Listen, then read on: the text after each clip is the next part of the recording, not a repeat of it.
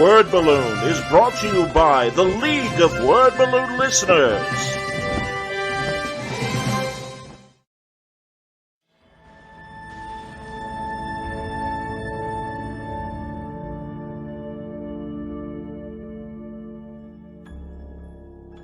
As part of a small line of pieces we're doing that are kind of pin-up-y type shots where they're a little bit rougher and simpler with just a portrait of a figure, no background, I want to do something to complement the piece I did earlier with Wonder Woman, and Starfire is another favorite of mine from DC, and in particular the way she was designed by George Perez, the way she appeared for, I want to say, the first 20 years of her existence before she was changed by a cartoon version that kind of took away a lot of the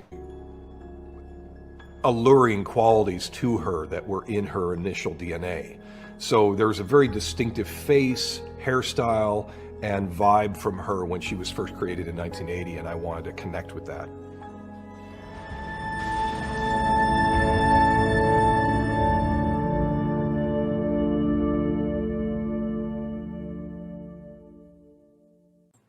Hi, everybody. Welcome back. Time again for Word Balloon, the comic book conversation show. John Suttress here. I am happy to welcome Spider-Man back to the Word Balloon podcast. Hello! Hey, John. Hey, it's Dan Slott. Hi, Dan. It is me, and for some reason, I'm still a Spider-Man head. Someone gave me a crap once on my Facebook page, like, how dare you use that Spider-Man head? You're off the book. And I'm like, yeah. And it's like I wouldn't be bummed if I saw like Roger Stern or Dave Michelinie or anybody using the Spider-Man head. Like, would you be surprised if you saw Todd McFarlane using the Spider-Man head? maybe Todd, but no, of course. Because he got Spawn. Yeah. Yeah, but also, you know, pound the shoe on the table, Dan. How many hundreds of Spider-Man issues have you written? I've written 12,832 issues of Spider-Man. No, come on, you know that. Like, give me a ballpark real number. It's in the zone of 180. It depends on what you call issues. You can start nitpicking, like does Superior count? Do Free Comic Book Day issues count? Did the point ones count? We have so many weird numbering things. That's true. End of the day, I've written more issues of Amazing Spider-Man than any other creator, but Brian still has me beat overall because of all the time he spent on Ultimate Spider-Man and Miles. Okay, that's fair. But again, it's a lot. I mean, it is. Again, it's well over 100, and anybody who has that kind of long run. Dan, you're around 180. Yeah, there you go, 180. And Dan, go ahead. I was going to say you're always in, I think, rightfully, discussions of epic Spider-Man runs by certain writers, and that's got to feel great. It feels good. He's something that always stays with me. He's like a fifth of my life was spent writing him, and when I wrote him, I wrote like a fifth of the run of that's all amazing. So it's kind of there's a horrible time when people would ask you the loaded question, like, "Have you written more than Stan?" And you're like, I don't want to answer that.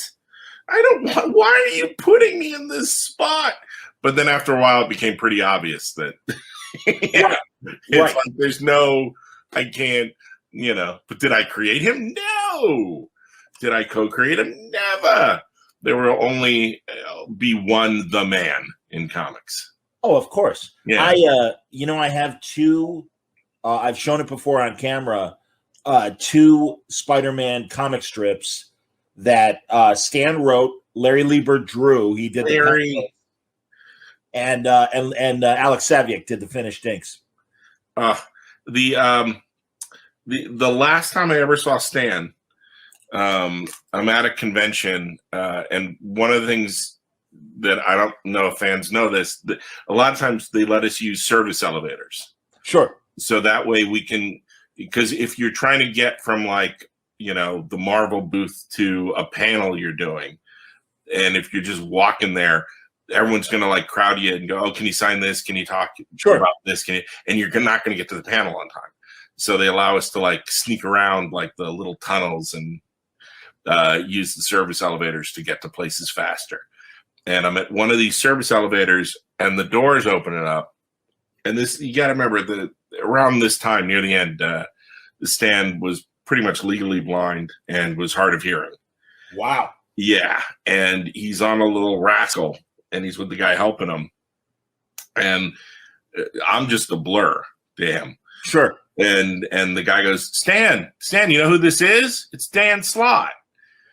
And Stan starts getting up from the scooter, and I'm like, oh my God, I don't want Stan to get up. Well, right. Let him sit. And he gets up, and he's like doing the jazz hands, and he goes, "You're the writer of Spider-Man." And I go, no, Stan, you're the writer of Spider-Man. And he just kind of winked at me, and he went, "We're the writer of Spider-Man." I'm like, I'm done. I'm just done. That's the best. Yeah. No, I hear you, man. You know, it's crazy. I had Danny Fingeroff on about a week ago. Yeah. And he was telling me his Stan memories. We were talking about his book and everything. I haven't finished reading the Andrew Reisman book. I want to, and I actually want to talk to him. It's, everyone's complicated. I think we're like in the same age, like probably within a year. Yeah.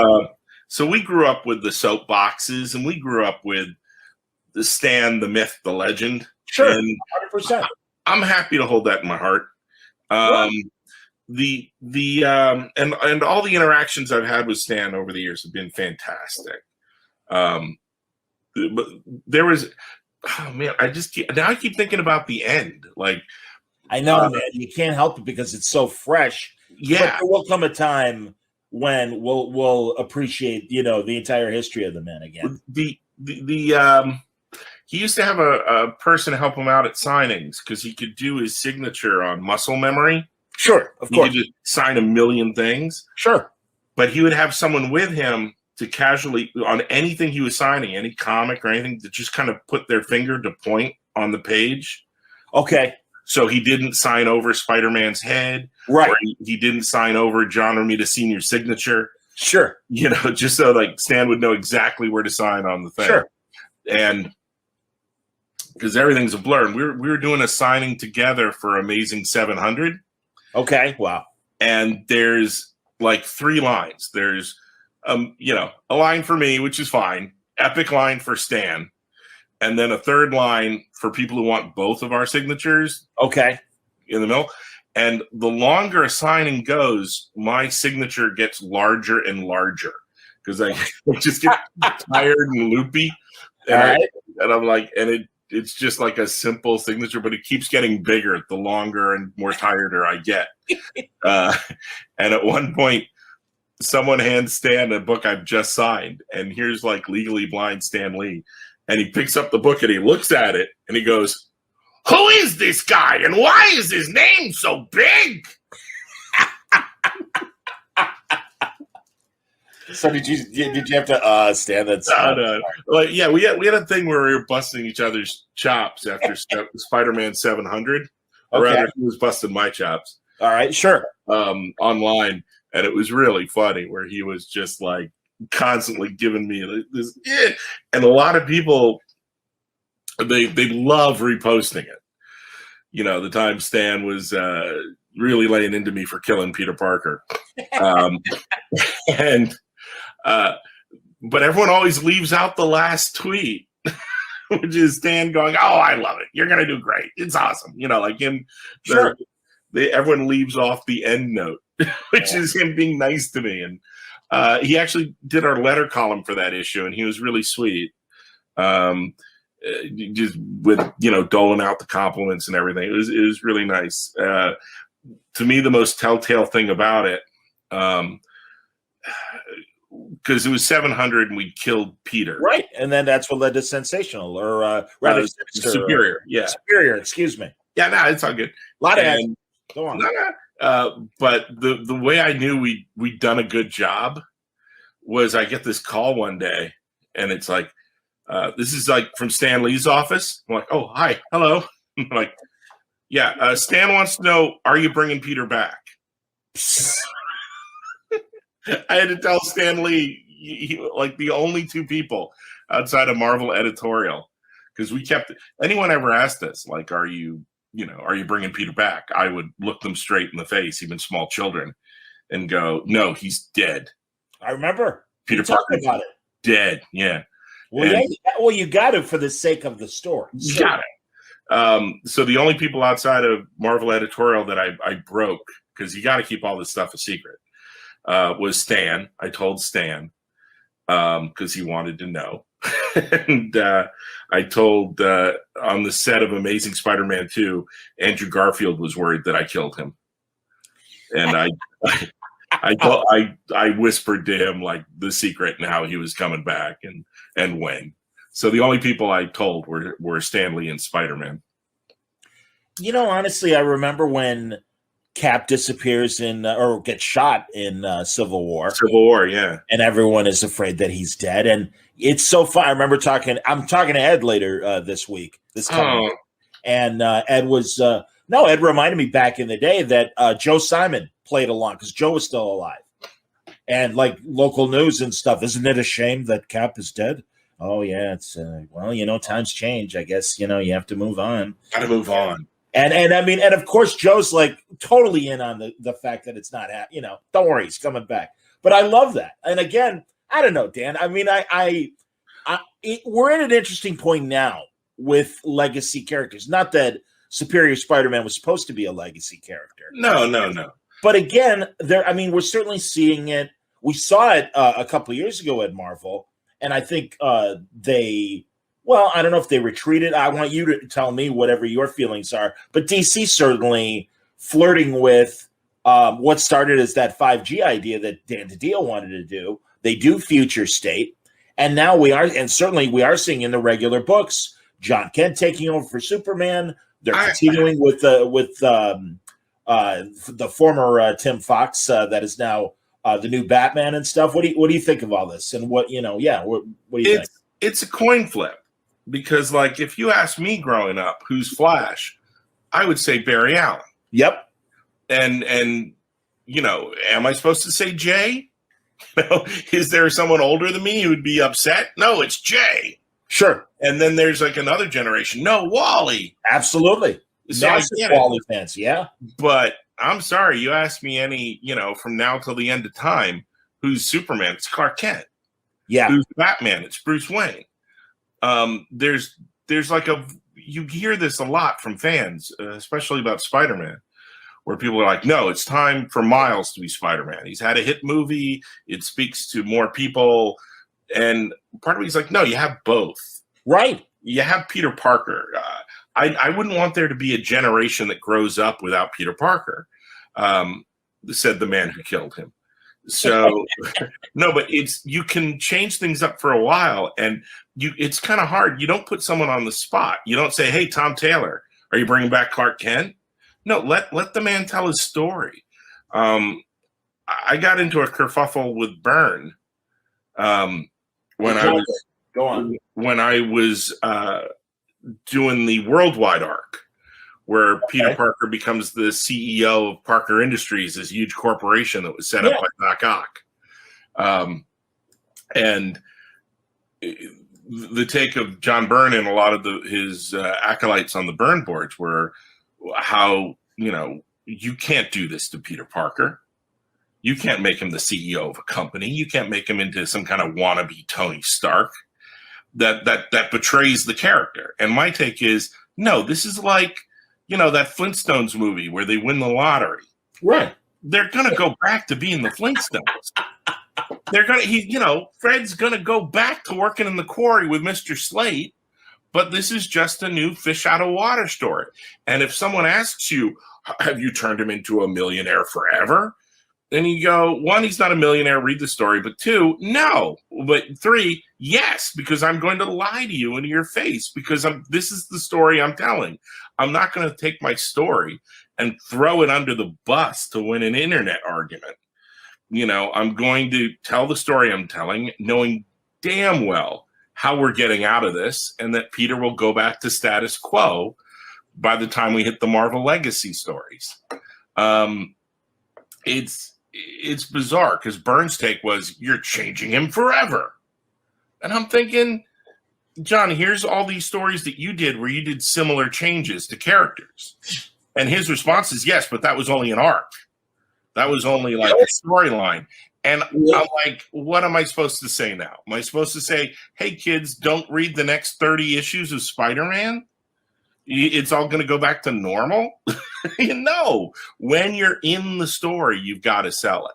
Totally, man. I hear you. It's again, I mean, on the one hand, it's good, and I don't mean this in any condescending way, but it's like you got the generation that still believes in Santa Claus, and that might be their first Marvel comics. And again, I don't mean that in any rude way, everybody, but it's the first time they're seeing the rope trick. No, when I think it's also a generational thing in that we had one of the people that responded terribly, a fan who responded terribly to Spider-Man 700, sent us in this story.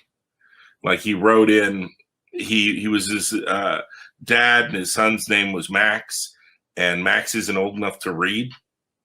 And his dad would put him, but they both love Spider-Man. Okay. So something they'd do together is the dad would put Max on his lap, and he'd let Max turn the pages, and he would read the story aloud to him. And they did that for Spider-Man 700. And they get to the end where Peter Parker's dead and Doc Ock is Spider-Man. And Max's dad freaks out. And he's like, they can't do that. How could they do that? How could they end Spider-Man 700 like that? That's how they're going to end all of Amazing Spider-Man, with Peter Parker dead? And the dad was freaking out. And Max reaches up and tugs on his sleeve. And he looks down and goes, what? And Max goes, it's okay, Daddy. Spider-Man's going to be fine. The little kid who's not old enough to read gets it. That, and the adult who's super invested. And what was fun was this dad and his kid were both from New Jersey, and I did a signing in New Jersey, and I got to meet them. And when they're like, it's like, we wrote in like, you're Max, you're Max. So that was fun. That's amazing. That's fantastic. Yeah, but at the exact same signing in New Jersey at Zap Comics, by that time we were up to Superior Spider-Man 9, and I don't know if you remember the setup. You had Doc Ock running around being Spider-Man, being Peter Parker, right. But the ghost of Peter Parker is kind of there, like Sam. Oh, I remember. Absolutely. Like Sam Wheaton ghost following him, but unable to do anything or touch anything, and just kind of be this like silent narrator, like, no, Doc Ock, what are you doing? No. Yep. But he kept vowing he would find a way to get his body back. Yep. And I'm at the same signing that Max showed up. And this different dad shows up with his little kid who's in a Little League uniform and holding a small stack of comics. And the kid's super shy. And the dad is saying, doing all the talking for the kid, going, he just loves Superior Spider-Man. He likes it more than Amazing Spider-Man. We heard you were going to be doing the signing, and we didn't want to miss it. So we brought the comics with us to the game, and we came straight from the game. And I'm like, that's great. And I'm talking to the kid and getting them to, feel more at ease. And he started like, do you want to ask any questions, or what villains do you want to see show up? And he starts talking, and he opens up, and he tells me that his favorite thing in the book is Ghost Pete, more than Superior. His favorite thing is, and he wants to see how Ghost Pete's going to come back and win. Sure. And every single book in his little stack is just read to shreds. These comics have been that's great. Beaten up, with the exception of issue 9, which is the issue where we kill Ghost Pete. Where we pull a fake. We let you think the ghost is there and fine. And then 9 issues in, we pull the rug out from under you, and Doc Ock finds that Ghost Pete's there and kills him. Right. And the kid has beat up comics 1 through 8, and issue 9 is pristine. And he's telling me how much he loves Ghost Pete. And I'm like, have you read issue 9 yet? And he's like, no, we just bought it at the store. Oh, no. and all these people in the line are like snickering. And Oh, I'm looking at them like, no. And I'm like, and I sign it and I go, well, enjoy it. And they walk away. The kid read the comic outside the store and gets back in line with his dad. Oh, no. They get all the way to the front of the line. And here I had this great experience with Max and his dad. Yeah. And now I've got a kid in a goddamn Little League uniform whose eyes are watering, John Sunshine. Oh. His eyes are like little leaky pools. They're just ready to roll down his cheeks. Fuck you, Dan Slott. Yes. and his little lip is quivering, and he's standing there in his Norman Rockwell suit. And the dad is like going, it's okay. It's okay. You can ask him. You can ask him. I'm like, did you read the issue? And the kid's like, And he's like, did you want to ask me something? And he goes, yeah. It's Mysterio, right? It's all a trick, right? It's okay. And I looked this small little urchin in the face, and I tell him that it's not Mysterio, and it's not Chameleon, it's not a trick, that Ghost Pete is gone. And then I started telling him about how when I was his age and I read Amazing Spider-Man 90 and Captain Stacy died. Yes. It was a comic that made me cry. Yes. And how it's still to this day one of my favorites, not just Spider-Man comics, but comics of all time, and a story I reread all the time and I dearly love. And sometimes bad things happen to good people, and it's how we deal with it. And I'm just talking, and it is doing no good, John. Of course not. It is doing no good. And the dad is like, he's going to be fine. And he's walking away, the sobbing child. Aww. And these people in line are like, you did good. I'm like, no, I didn't. Yeah, I know. Yeah, what can you do? No. Man? I'm sorry, son. Your puppy's still dead. Now get out of line.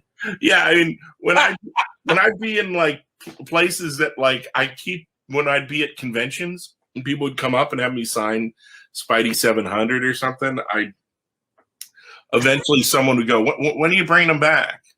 Of course. I would look them in the face and go, he's dead. Yep. He's dead. And then, but the problem is the lines would be really long and someone really down at the end of the line wouldn't have heard. So every 20 minutes I'd be getting the same question. So just to not keep hearing the same question, when I tell them he's dead, I would then lean out and yell out to the crowd, Peter Parker is dead! He's not coming back! And they would save me from getting the question for at least an hour. And when I did a signing in Mexico City, that was one of the Spanish expressions I learned. Like, Peter Parker es muerto! Muerto! Internationally, breaking hearts. Yes. Everybody. Come on, no. There are no boundaries to my disappointing young children counting on Peter Parker to come back. Yes. I love it. That's awesome, man. That's insane.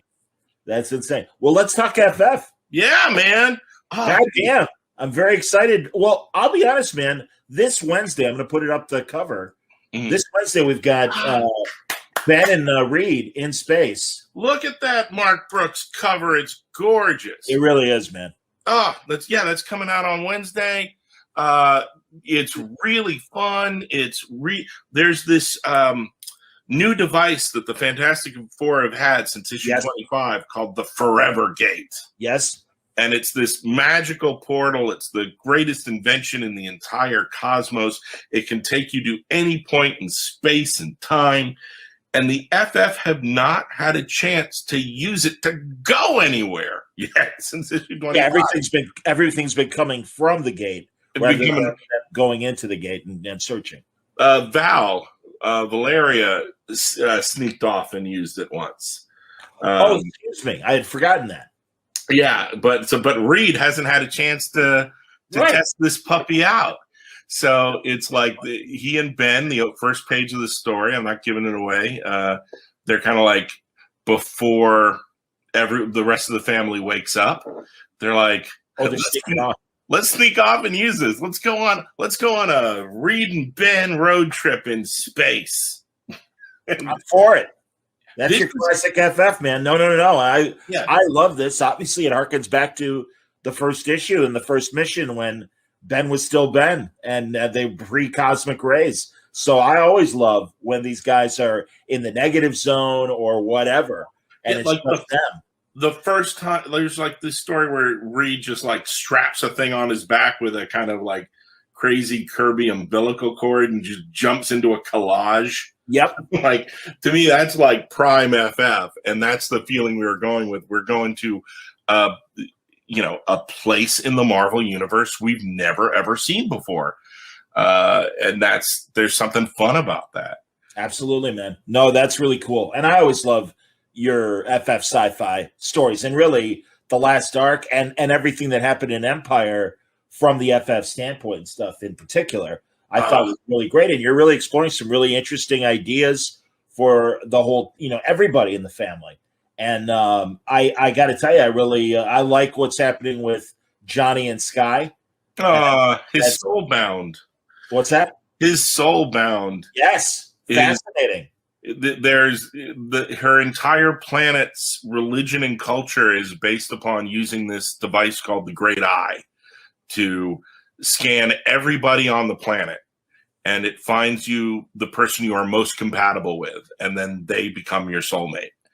And what you find out is in the FF's earliest adventure, the Sky's planet is the planet they were aiming Reed's rocket to.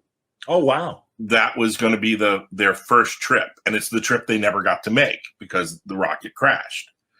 But when they were scoping it, that using Reed's telescope, Super Kirby machinery, the Great Eye picked up Johnny looking at the planet, and he was kind of entered into the lottery. And it was kind of like, this is his soulmate. Out of everyone on planet Spire, Sky would be the person meant for him.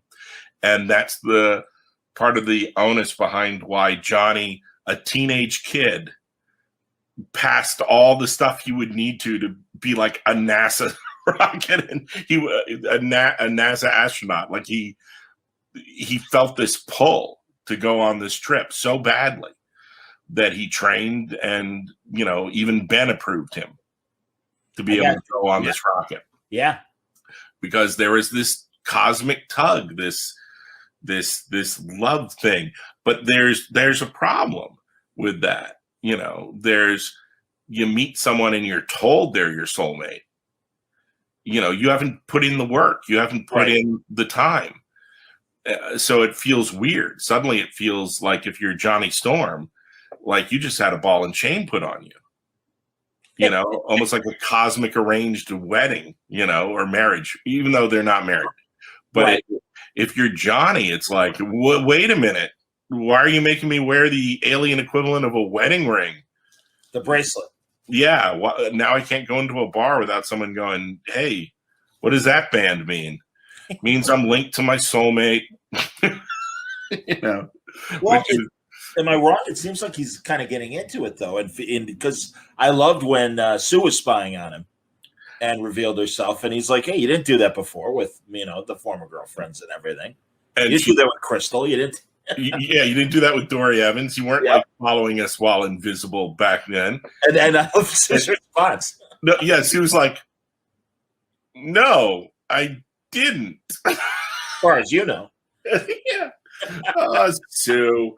But we played that card in the as well in the Ben and Alicia Get Married issue, where one of the flashback stories you see is Ben and Alicia's first kiss. Right. And what you realize is that Sue was following along and spying and trying to be the perfect matchmaker and give Ben all the, these kind of Cyrano-like clues. But he didn't know she was doing this. But you get this moment where she's creeping around in Alicia's studio, and she's going to watch them have a date. And Alicia turns and goes, "Oh, Sue, will you be staying?" Hilarious. And Sue's like, "Oh no, I was just going," and turning visible again. Hilarious. So we built this in. Heaven help Franklin and Val when they start dating. There's a thing I'm being painfully aware of as a comic book reader, as a fan, as a writer, is the difference between comic book canon, what is the rules in comics, comic book head canon, what you would like the comics to be because of the books you've read, versus the ones that you didn't read. Right. And what I'm now calling comic book heart canon, like what you wish the book was. There's what you think it is, what it is, and what you wish it is. Yeah. And there's this is incredibly important to the fan community and to me, to everybody, that, like, let me give you an example.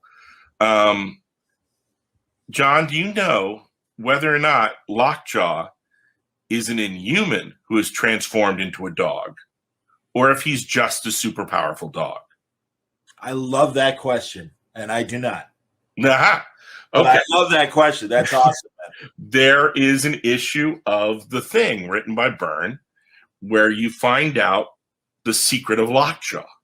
And the secret of Lockjaw was he was an inhuman who was exposed to Terrigen mists and became this dog creature, Lockjaw. Okay. And Ben finds this out. And there's even a bit where, because of Lockjaw even kind of talks to him for a moment for the first time. And it's... Does he sound like Scooby-Doo or Astro? That's in your own head, Johnson. You can play it however you want. Now, that's a really cool story. And if you read that story... I'm going to look it up on Marvel Unlimited, sir. Go on. If you read that story, and this becomes part of your... And at this point in time, that story is canon. And if anyone does a story with Lockjaw, that's canon. From that story on, up to a point. And that point is, over time, different writers went, well, that is messed up. Because all the Inhumans treat that person like a dog. Yes, they do. They don't treat them like, the way they do Triton or Gorgon. Right, or like or Crystal. An example, Groot. Groot is treated like a person, even though he's a tree. They treat that person like a dog, and that's wrong. Sure. So at one point in an issue of X Factor, yes, Peter David undoes that completely.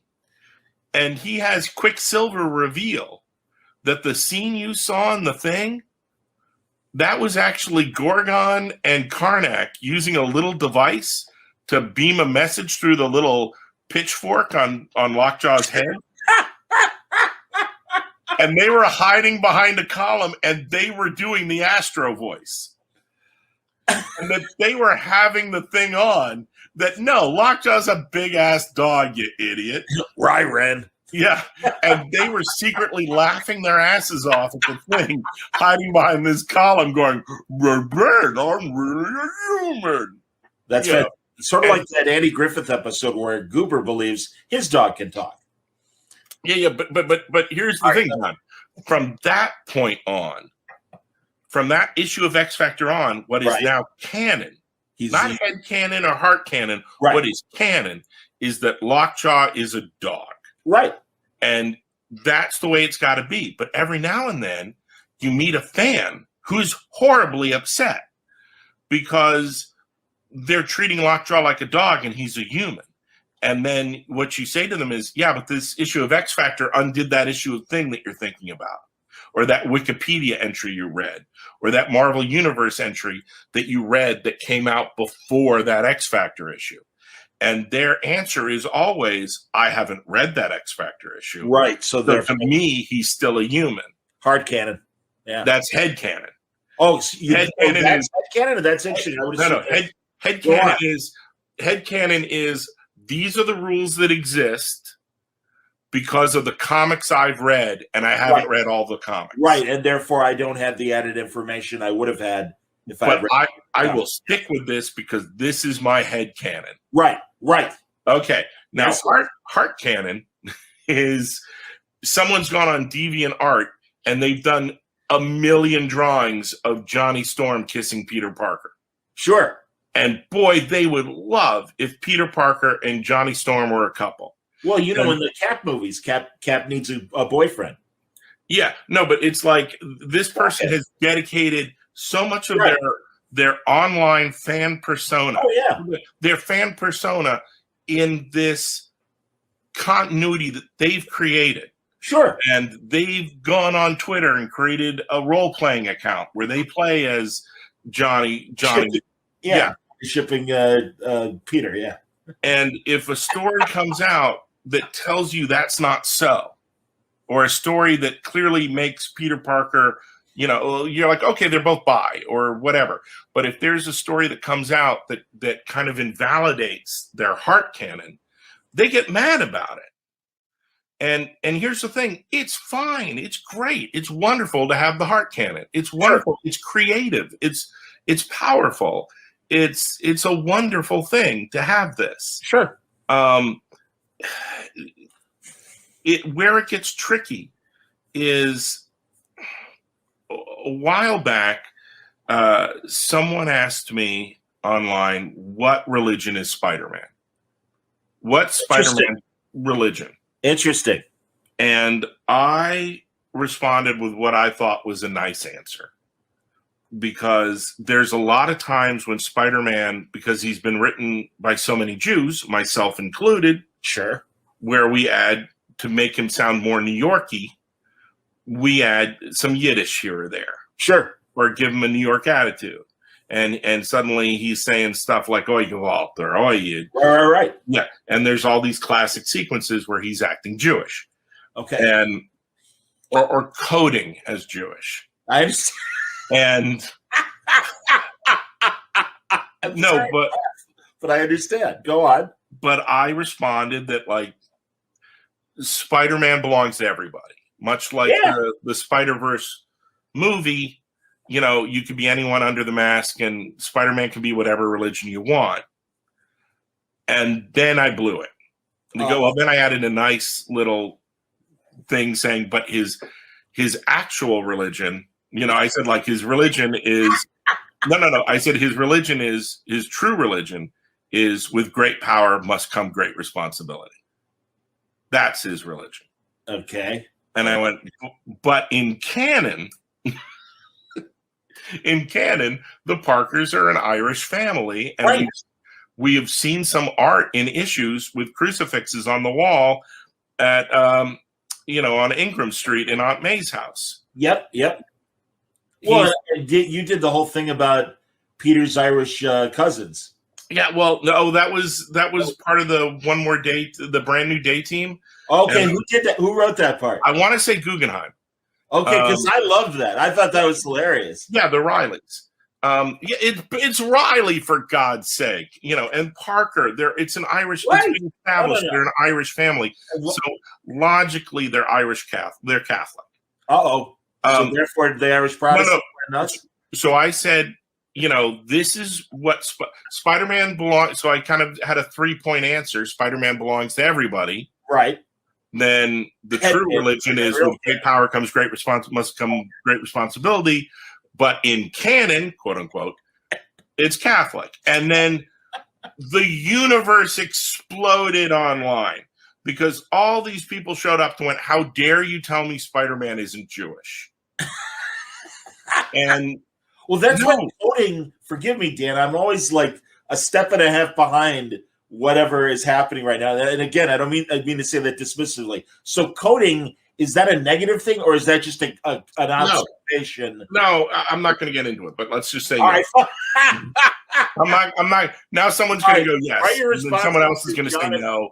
Yeah, I'm not getting an email, children. I'm not getting into this. But what I'm trying to explain is I gave the correct canon answer. I understand. Forgive the detour. Go on. And all these people were like, Spider-Man's Jewish. And I was not helping anyone, especially myself.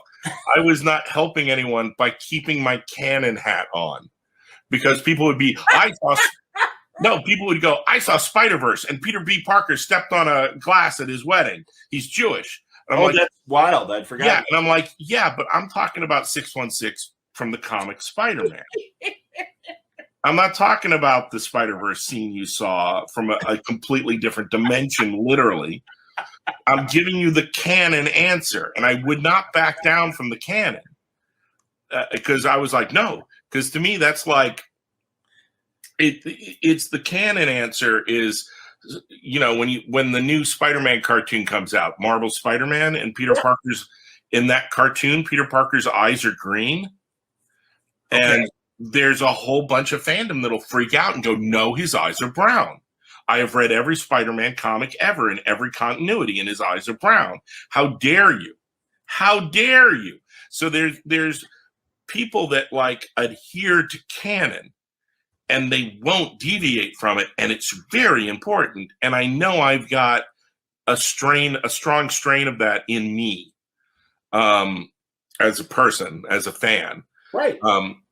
And that can lead you to bad places. That can lead you to places where people go, well, when they're casting the new Spider-Man movie, he has to be white, right? And to that, I no, because that's a Spider-Man in a different, continuity, and who cares? Of course. And I was telling people, there's nothing about Spider-Man that's inherently white. Cast anyone. Everyone should be able to get a shot to be Spider-Man. And then people would get really offended and go, well, that's why there's Miles. And I'm like, I'm not talking about Miles. I'm talking about Peter Parker. Peter Parker could be anything. Yeah. If you're casting a movie in a new continuity. It doesn't matter. Internationally, it's already happened, whether it's the Japanese Spider-Man TV show, or I know there was I believe there's a Middle Eastern and I believe Indian specific. Spider-Man India. But, yeah, there you go. No, but people get really offended because they hold in their heart Peter Parker and all those comics they read growing up, and you'll get these people online that are fiercely defending Peter Parker's race as canon. And then you get these other people online going, why are you being racist? Right. And the person who's holding on to canon is like, why are you attacking me? Right. And everyone starts fighting with each other. And we all know the reason Peter Parker's white.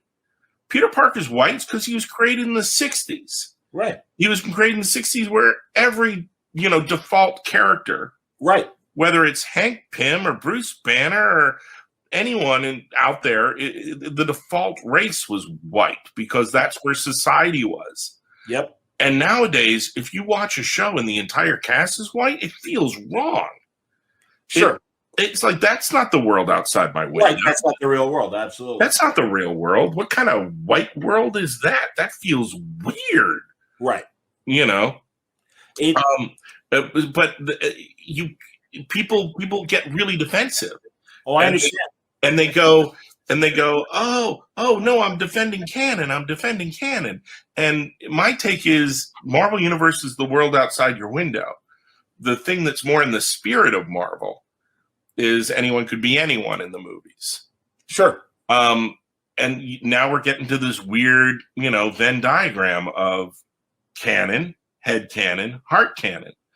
And I had a former Marvel editor who's really clever and just someone who's like, they're way better with their finger on the pulse than I could ever be. And I admire the hell out of them. And they reached out to me and went, Dan, here's why you're having problems with this whole Spider-Man religion thing. You're telling people, by throwing in that canon, you're telling everyone their Spider-Man can't be Jewish. You are telling them that. And I look at that and I'm like, she's right. Yeah. The comics mean things to people. And it's frustrating also because someone's like, well, I would like to talk with you about this on Twitter. And my take is no, because at 180 characters, anyone can lift the middle of an argument. Anyone can take the fourth tweet in a row. Oh, sure. And now suddenly you're the worst person ever. Right. You know, and not read it in the context of the arguments you're making. And ever since the Spider-Man 700 death threat era, where you know, where they had to bring in the NYPD and the NYPD Cyber Crimes Division and the District Attorney's Office, and I was shown all the death threats, and we had to take, you know, bodyguards to signings. I'll be honest, that changed me as a human being and my view of fandom. And if I see anything, even remotely on the needle, that's, you know, calling me out as a bad person or taking it to a personal level, that person gets blocked instantaneously. I don't wait. I hear you. And there's the downside is you've now cut off all lines of communication for someone to reach you. And part of me is like, I am okay with that. Because of the worst of the worst, I'm okay with that. When I was growing up, there wasn't a thing called Twitter. Right. I couldn't reach out to Jerry Conway or, you know, or Ross Andrew and throw a comment or, you know, go, hey, how's it going? And it's all very weird. It's all very weird. Anyway, that went weird places, John. No, I understand it. No. But, you know, truly, head, heart, and true canon is a factor these days. And you're right about that. And that's why I brought up the example of Cap and Bucky, you know, and then people love that. And it's like, no, I get that's cool. That is art. Art hits people in different ways. And we have to, as older comic fans, realize that, yeah, it's like, okay, it's always been X. It's always been this way.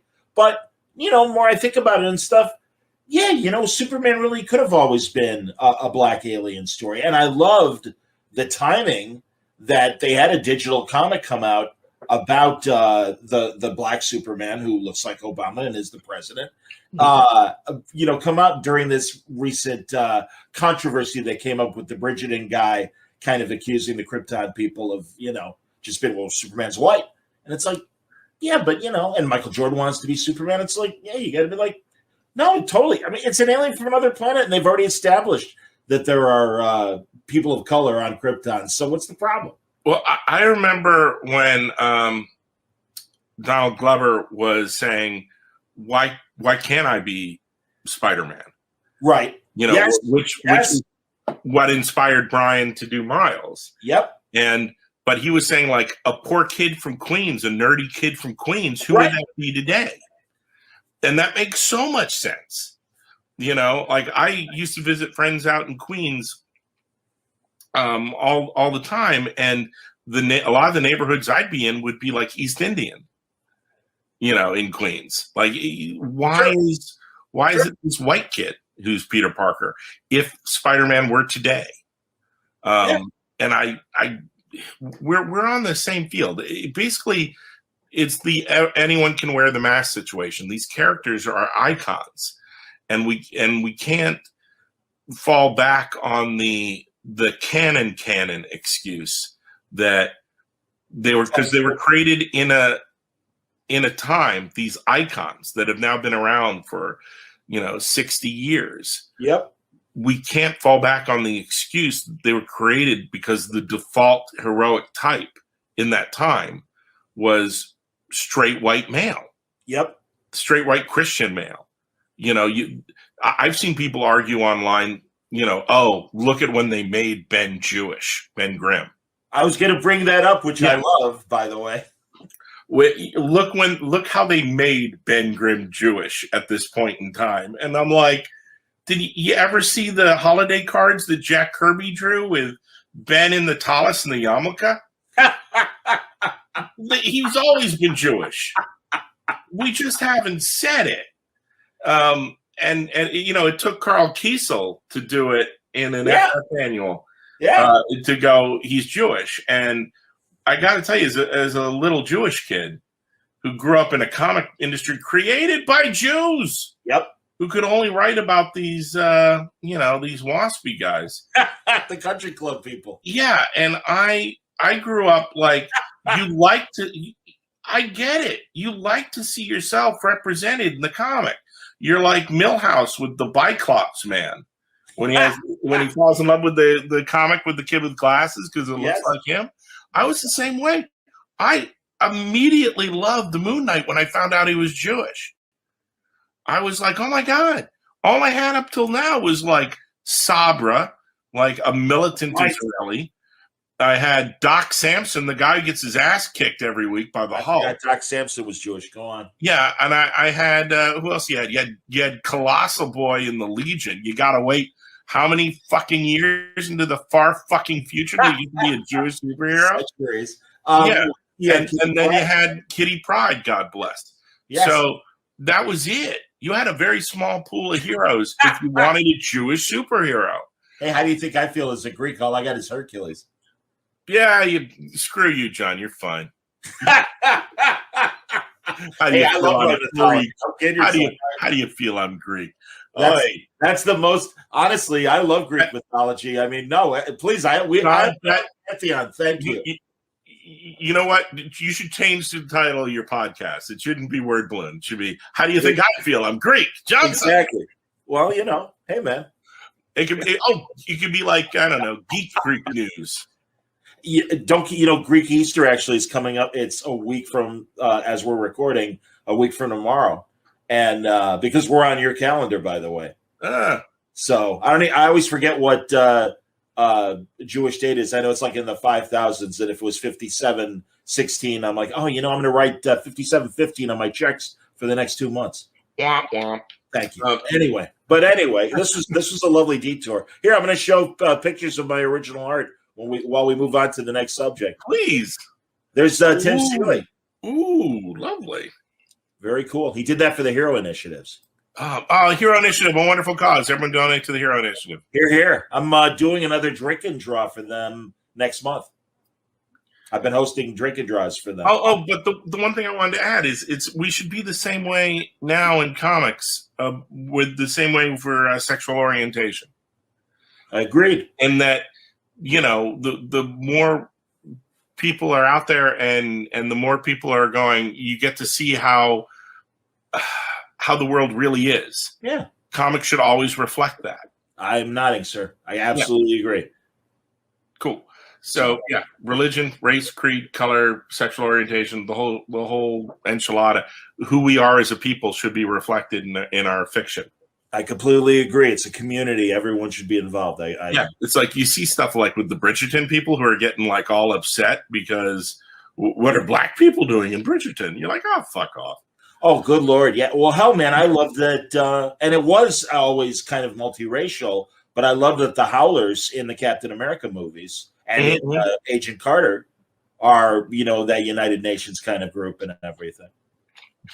But they even had forgive me if I'm misremembering, but I believe there was an Asian Howler as well. I want to say yes. I believe so. Anyway. Yeah. Well, in the books. Yeah, no, because he shows up. I forgot in the books.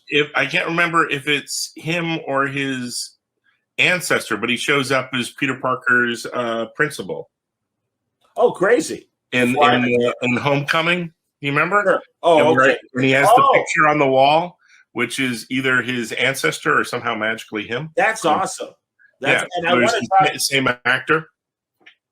Oh, that's fantastic. Yeah, there's an Asian Howler because he makes the joke to Dum Dum Dugan, like I'm from Queens or I'm from Brooklyn or something. Sure. Okay. Yeah. Where are you from? Yeah. There you go. Well, anyway. I'm going to continue the art, and then I want to talk Falcon and Winter Soldier with you. I will do that.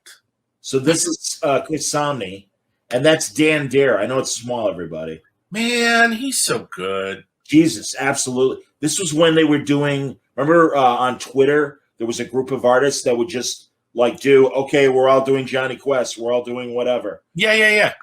He was part of that, and this was his Dan Dare. So, and then I commissioned Gabe Hardman to do this. And as much as I wanted the other Captain Comet uniform, I just love how great this looks. And this, to me, is that wonderful movie poster quality that Gabe Hardman brings to all of his art. One of the wonderful things you see at cons is people coming up and showing you their commissions. And oh, yeah. I love it when people have the sketchbooks and then someone different on every page. Yep. And the thing I love the most is when the people have those sketchbooks and they have it based on a theme. Like they're a Green Arrow fan. Yep. So you get everybody to draw, even if they've never drawn Green Arrow before, draw Green Arrow for me. So they get to have every artist's version of Green Arrow in this one sketchbook, you know? And the best one of those I've ever seen was someone had a sketchbook where every page was Batman gets hit in the nuts. And you get to decide what hits Batman in the nuts. Is it another superhero? Is it a football? Is it and just seeing what all these famous comic book creators chose to hit Batman in the nuts made this this is the greatest sketchbook of all time. That's fantastic. Yeah. That's amazing. All right. Now, unfortunately, I have no such pictures, but here's an Al Saviak, Hal Jordan. Saviak. Very cool. And then let's see. Oh, it's no, that's the right side, the right way. There's Captain America by Shane White. I love the tanks and the soldiers blowing up. He did that. Yeah. And then finally, being a Brit, I'm sure you'll appreciate this. A Brit from Brit born from. No. My basically high school and junior high. There you go. Yeah. So you could certainly identify the man on the right, but I get it. 6 and 7. That's clever. There you go. Yeah. By the way, I just had the guys on from a toy company. I meant to bring this up to Rob Burnett last night. Oh, is this the guys, Doc and those guys doing the Prisoner? Yes. Those look amazing. They're doing the Kickstarter for the Prisoner action figures. Every time they put new pictures of that up online, I immediately throw it over to Mike Allred, who is a huge Prisoner fan. Oh, that's great. Allred's son is making that documentary, and Shelley Bond made me really aware of both, that it was happening. And I've been meaning to pull my favorite card out for Shelley and be like, can I get Allred now? And then also when the documentary comes out, because I've never had him on, and I know he's a sweetheart of a guy. He and Laura are two of the nicest people in the entire, not just people I've met in comics, but people on planet Earth. Yeah. They're just the sweetest, nicest people and a joy to work with. I would, there are people that I will just I will work with you till the end of time. If we had better sales, we would have just kept doing Silver Surfer forever. No, that was an amazing run, man. Yeah. How many issues was that? It was the first one was 15, then it was 29. So it's 29 issues in total, plus Marvel Marvel Now 10-page short story. Okay. And we had an oversized the issue that got us the Eisner was 31 pages. So you're kind of getting 30 issues. Okay. And have they the OCD in Mike Allred, it drives him nuts that one of our runs was 15 issues and the other was 14. Sure. It drives him crazy. Obviously it's been collected. Yeah, and they put out you can get it over the course of 5 trades, and or they put out one omnibus. That's what I was wondering. Okay, very cool. The omnibus has a beautiful, created just for the omnibus because it's Mike and will never stop drawing. This wraparound cover that encapsulates everything in this gorgeous piece. I love it. The problem with the omnibus, they put it out, sold out instantaneously, and this thing that was an $80 omnibus now goes for ludicrous prices on eBay because you can't find it. It's good luck. Yeah. So, hey, Dan, if you don't mind, I'm interested. NFTs, what do you think? I think I'm steering clear of this altogether. Hilarious. I am not going near this nuclear subject. Nuclear fallout territory or something. Yeah, it's, I see. Let's say that's what we were talking about. You see someone like, why am I blanking on the name? One of the greatest freaking artists ever, Jose Garcia Lopez. I love him. Yeah, you see him like making a mint, and you're like, I can't fault him for making a mint. Oh, I'm so glad to hear that. Somehow through science and magnets that these things are destroying the environment? What? They're digital. I know that I know so little of this that I am steering clear of it because I see some friends who in the industry who go, this is the greatest evil on the face of the planet. It will destroy us all and eat our children. And I see other people going, let me make money. And I'm just like, it feels really pyramid schemy to me in my gut. But yeah. I know enough to know I don't know enough. Well, one of the reasons why I'm putting up the art is to, say I love these things. And it's kind of the last physical media that as much as, of course you can do it online and do it digitally and do one and sell it and stuff.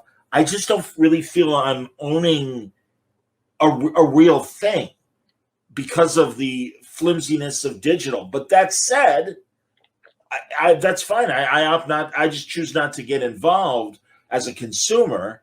But again, I have these conversations with everybody since it's become a thing, and I still can't wrap my head around it. So that's all I'm looking for. And I'm not asking you to explain it because, again, it sounds like you're the same, at least in the ballpark with me in terms of I don't know what to think. Here's the deal. When I was a kid. Yes, Mr. Limbaugh, go on. Here's the deal. Oh, Jesus Christ. You just put me in the grave with a Presidential Medal of Honor that is one of the greatest disgraces of Presidential Medals of Honor. I agree. I just so rarely get to do my Rush Limbaugh. Oh, and what a shame. That was out of style. What a horrible shame. I'm not gonna. Oh my God! There's so many people who've just heard this now are like, I'm going to follow his Twitter feed and be evil because you defamed this great American. Yeah, bite me. Go on. But anyway, NFTs. We're good with NFTs. It's all right. No, when I was a kid, you paid money to go into the movie theater and see the movie, and that's it. Right. And maybe if you were lucky, it showed up on AC Night Movies with 12 million ads in between it. Right. And then magically you got, what's this thing called VHS? Oh my God, now I have Star Wars on a tape. Then I can watch it. But I watch it 12,000 times and it starts looking fuzzy. And then, hey, no, you need that movie you paid for in the movie theater and that movie you paid for VHS, you now have to buy it on DVD. If you really want, no, Laserdisc. You have to buy it on Laserdisc if you really want to watch it. Right. And then, no. You got to buy it again on DVD. Oh, right. Yeah. No. You have to buy it again on Blu-ray. No. You want a 4D, HD, 4K, rah, rah, rah thing. No, you want a digital copy. And it's like, I bought it 12 times. Well, that was the Napster argument. That was the original Napster argument, and that's again, and also just from a small d democratic standpoint, I'm always more. I don't like variant covers not being just available to anyone who wants them, and that they cost more money. It's like, and that's why I love that. Thank God, digitally, and a lot of times in collections, bingo, the variant covers in. Thank God. My take is if you can buy a hardcover or a trade that has that art in it, then I am totally cool with someone putting out like the most hard to find variant. Right. I agree. Because if what you really care about is the collectability, then that's why you're buying it. But if what you really care about is the art, you can own it this way. Right. Or Dan, honestly, I just used to bring up, and let's bring it up again, this week's Fantastic Four issue. It's a Mark Brooks cover. Mark Brooks cover. I grabbed that. I'll admit it. I grabbed it from Amazon and I clicked and saved it. Now, obviously, that's small, but eventually I'll be able to find these images that I really want and not have to pay a cent. And yes, I understand that, no, this is the only way you can get it, is if you buy this NFT. I get that, but it's like I can't think of anything that special. John? I don't know. No. Can you repeat that? Because I couldn't hear you because I was busy writing an email to Marvel Legal about how you clipped that from Amazon and without our permission showed it in your podcast.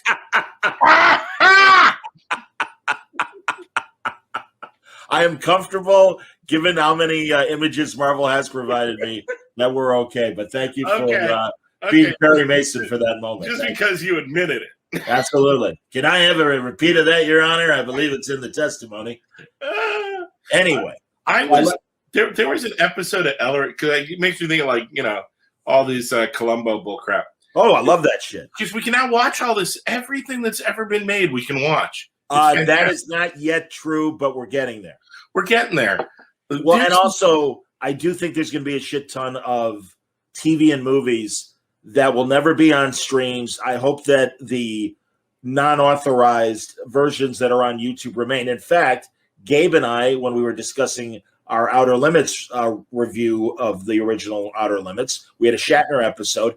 And recently, Shatner's TV show called We the People, which was from 1965, where he's an assistant prosecutor. Yep. 13 episodes. I had never seen him before. I had been looking on YouTube for years, and within the last 4 months or so, somebody started posting them, and they're all up there.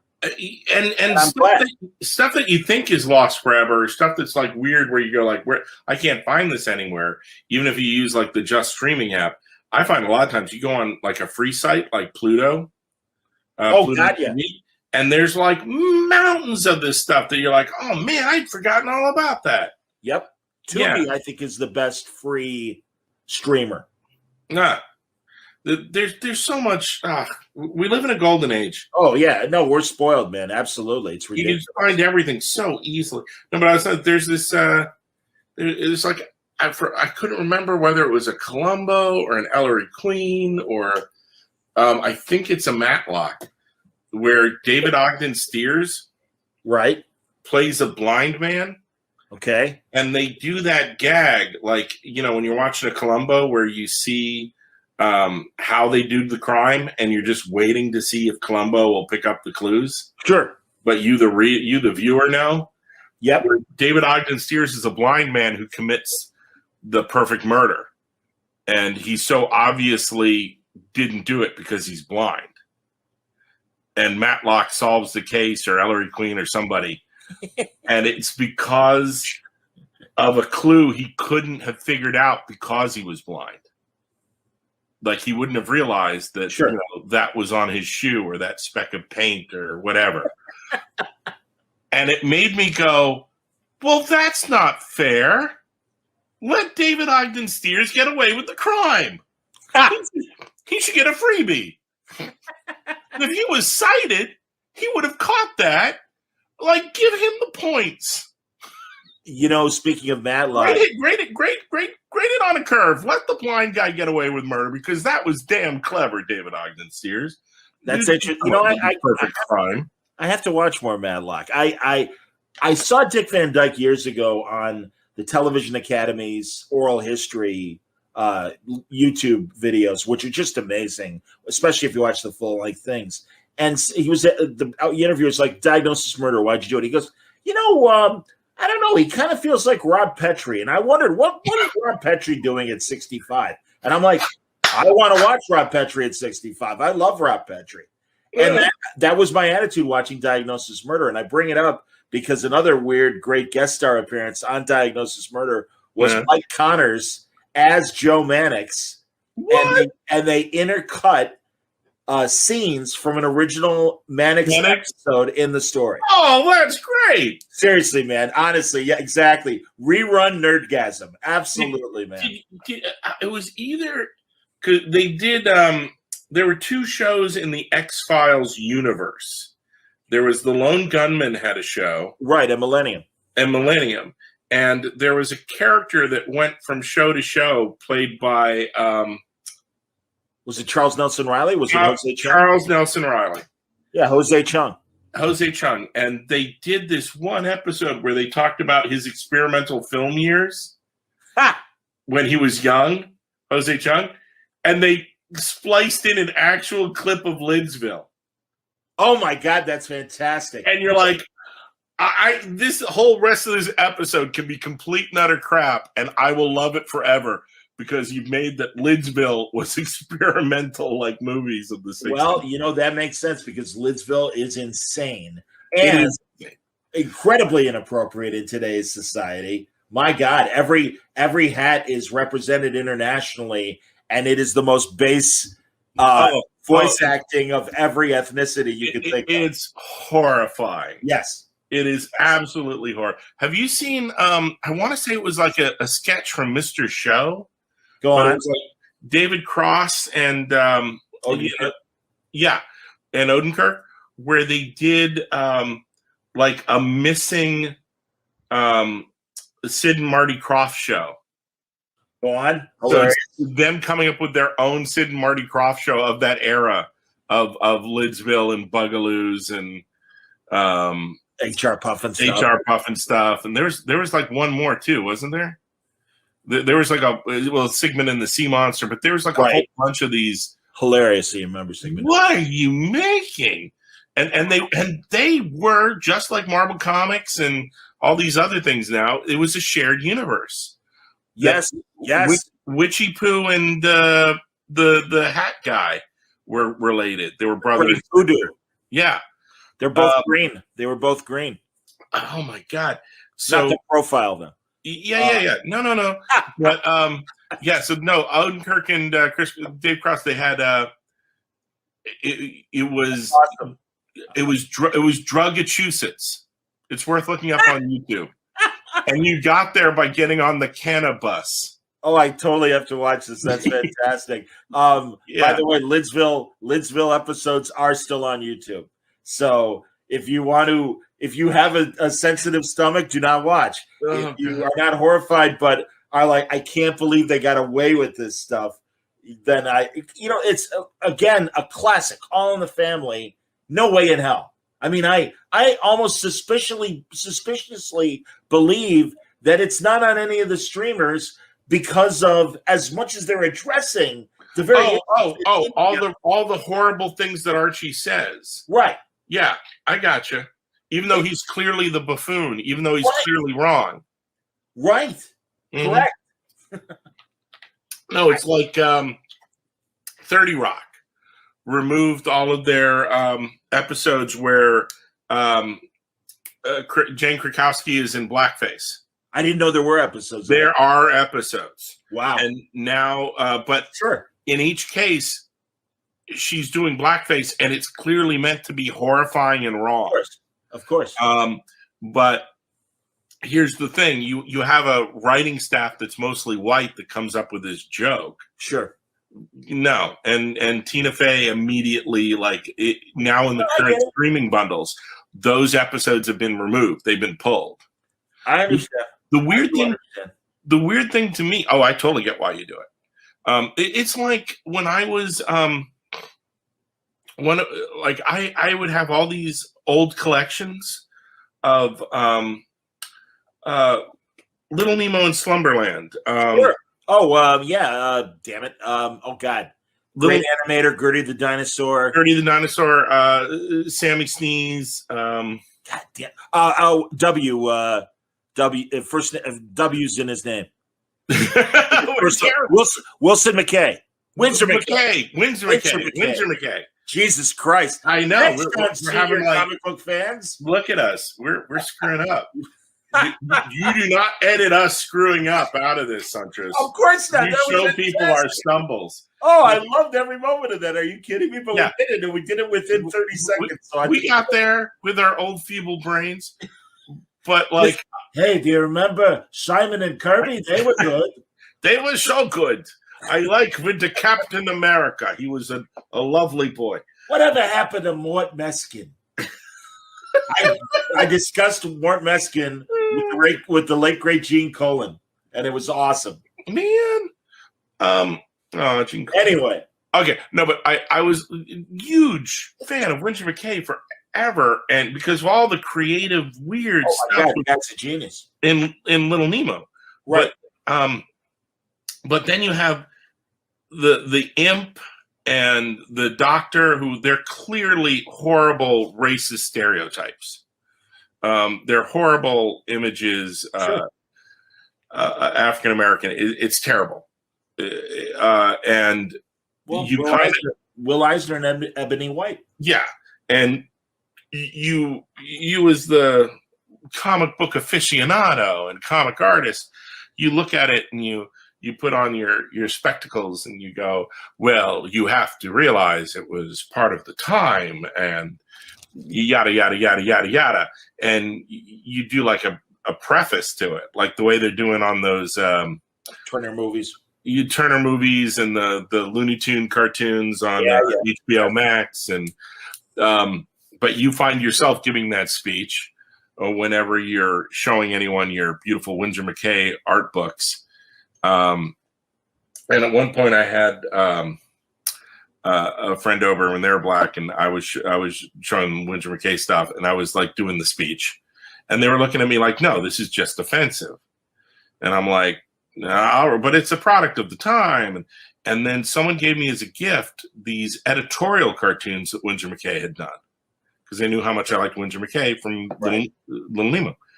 And I'm looking at it and I'm like, oh my God, all of his political views are terrible. Yep. Like when you look at them, like he was doing cartoons about he didn't want Hawaii and Alaska to be made states. I didn't know that specific one. Wow. Yeah, and it was this horrible drawing of like what he perceived to be like an Inuit Eskimo, and what he perceived to be, like a native Hawaiian, like just drawn in the most racially insensitive ways and horribly exaggerated, with the thing under it saying, "Are these the new Americans?"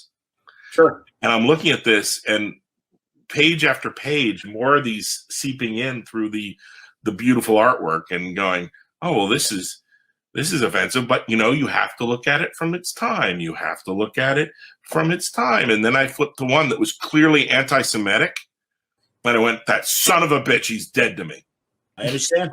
So it's like, well, it's the individual. And that's what makes it hit home. It's like, oh, when it's in someone else's yard, I can be educational about it and I can go blah, blah, blah.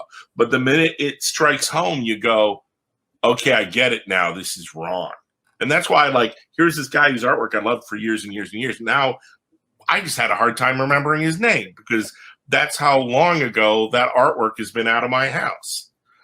I hear what you're saying, and I agree. There is the look, as Gail Simone and I had this conversation, and it's like if you start picking at the threads of Hollywood executives and producers and directors and the casting couch, the entire history of film is now suspect. Okay. So, and I'm not denying that bad things happen. They absolutely need to be corrected and have been corrected, and that's great. And the Harvey Weinsteins and the rest, and the Scott Rudins, and well, in his case, just angry. But just the assholes are being called on it, and they're not allowed to be assholes anymore. Which we had to talk about this offline, like last week, and you and I were talking about stuff like this. Yeah. And it's weird. It's everyone's got their own line in the sand, and I think we were talking about one of the problems I had was people were playing this game online on Twitter, name a show that no one from your generation, people outside of your generation won't get, and I was about to click on a thing from Tales of the Gold Monkey, and instead I swerved and did the Frank Buck Bring 'Em Back Alive. Oh wow, I remember that show too. Sure, both those shows were like, oh, you like Indiana Jones? We'll try to do it on TV. Absolutely, yep. Yeah, with no budget, and I was in love with both of these shows. But to be fair, way more in love with Tales of the Gold Monkey. Me too. But nowadays, we all know that Stephen Collins had a horrible secret revealed. Yes. Very uncomfortable. Yes. Where you go, oh, I now look at him completely differently, and I never want to see his work again. You know, I agree, man. And the guy had Seventh Heaven, that WB show that was very popular, and of course he's Matt Decker and or Will Decker, excuse me. Decker in Star Trek, the first one. It's weird. Like every now and then someone does like the we're reforming Mel Gibson and putting him back in movies. And are you okay with it? And as someone, like, yet again, because it was anti-Semitic stuff, so it hit in my yard, I'm like, fuck him. He's dead. He's dead to me. I'm never watching a Mel Gibson thing again. You know, I used to be able to watch the Lethal Weapon movies on a loop. Not anymore. Boom, gone. And I never need to see another Mel Gibson movie, and I never need to see one that I'd seen before again. And yet, I have one Mel Gibson movie that gets through the cracks that I can watch again. Which one? Chicken Run. That's because hilarious. And of course, it's his voice coming out of a claymation chicken. Right, Nick Park. Yeah, absolutely, man. That's hilarious. I do like Chicken Run. I can kind of forget it for a while, and in my mind, mentally erase that that's Mel Gibson, even though it's his voice coming out of a claymation chicken. I understand, and I guess I haven't had it hit home with me in any specific case, but I can still watch some of these people that have been canceled. And what I would say specifically about the Winsor McKays, and I'll give another example, Al Cap and his terrible past, I do think that their work still deserves to be examined. And you accept the complexity and faults of the person. Yeah, this is a flawed person, but they made this art that, and especially in the cases of McKay, hold on.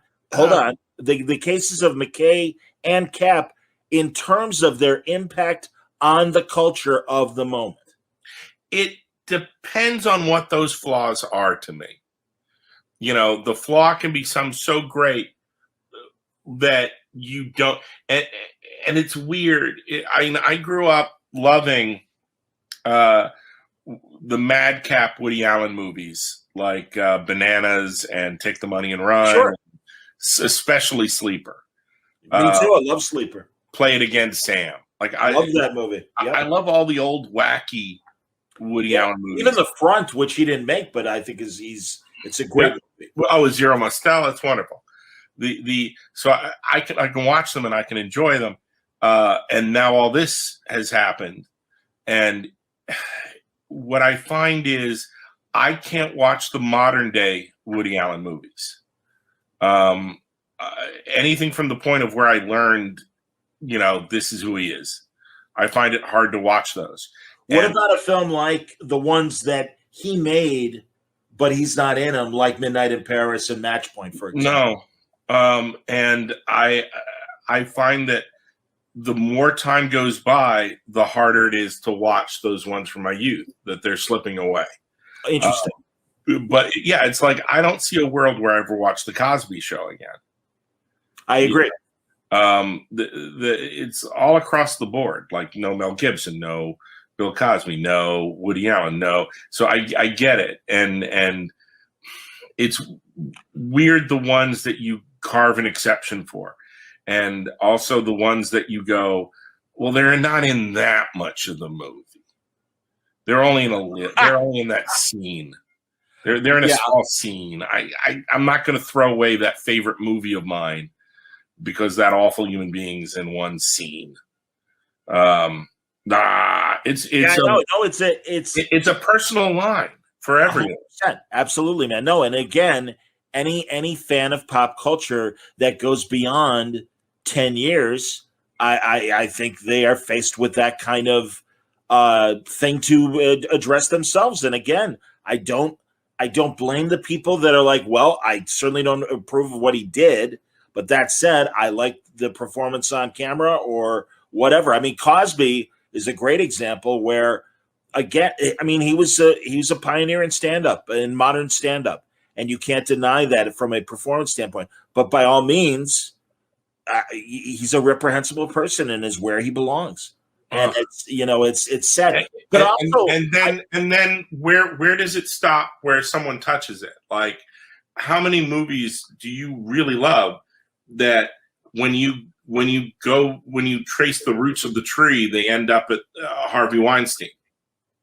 Does the fact that he's somehow connected to that movie that you love, like, do you stop watching Shakespeare in Love? Right.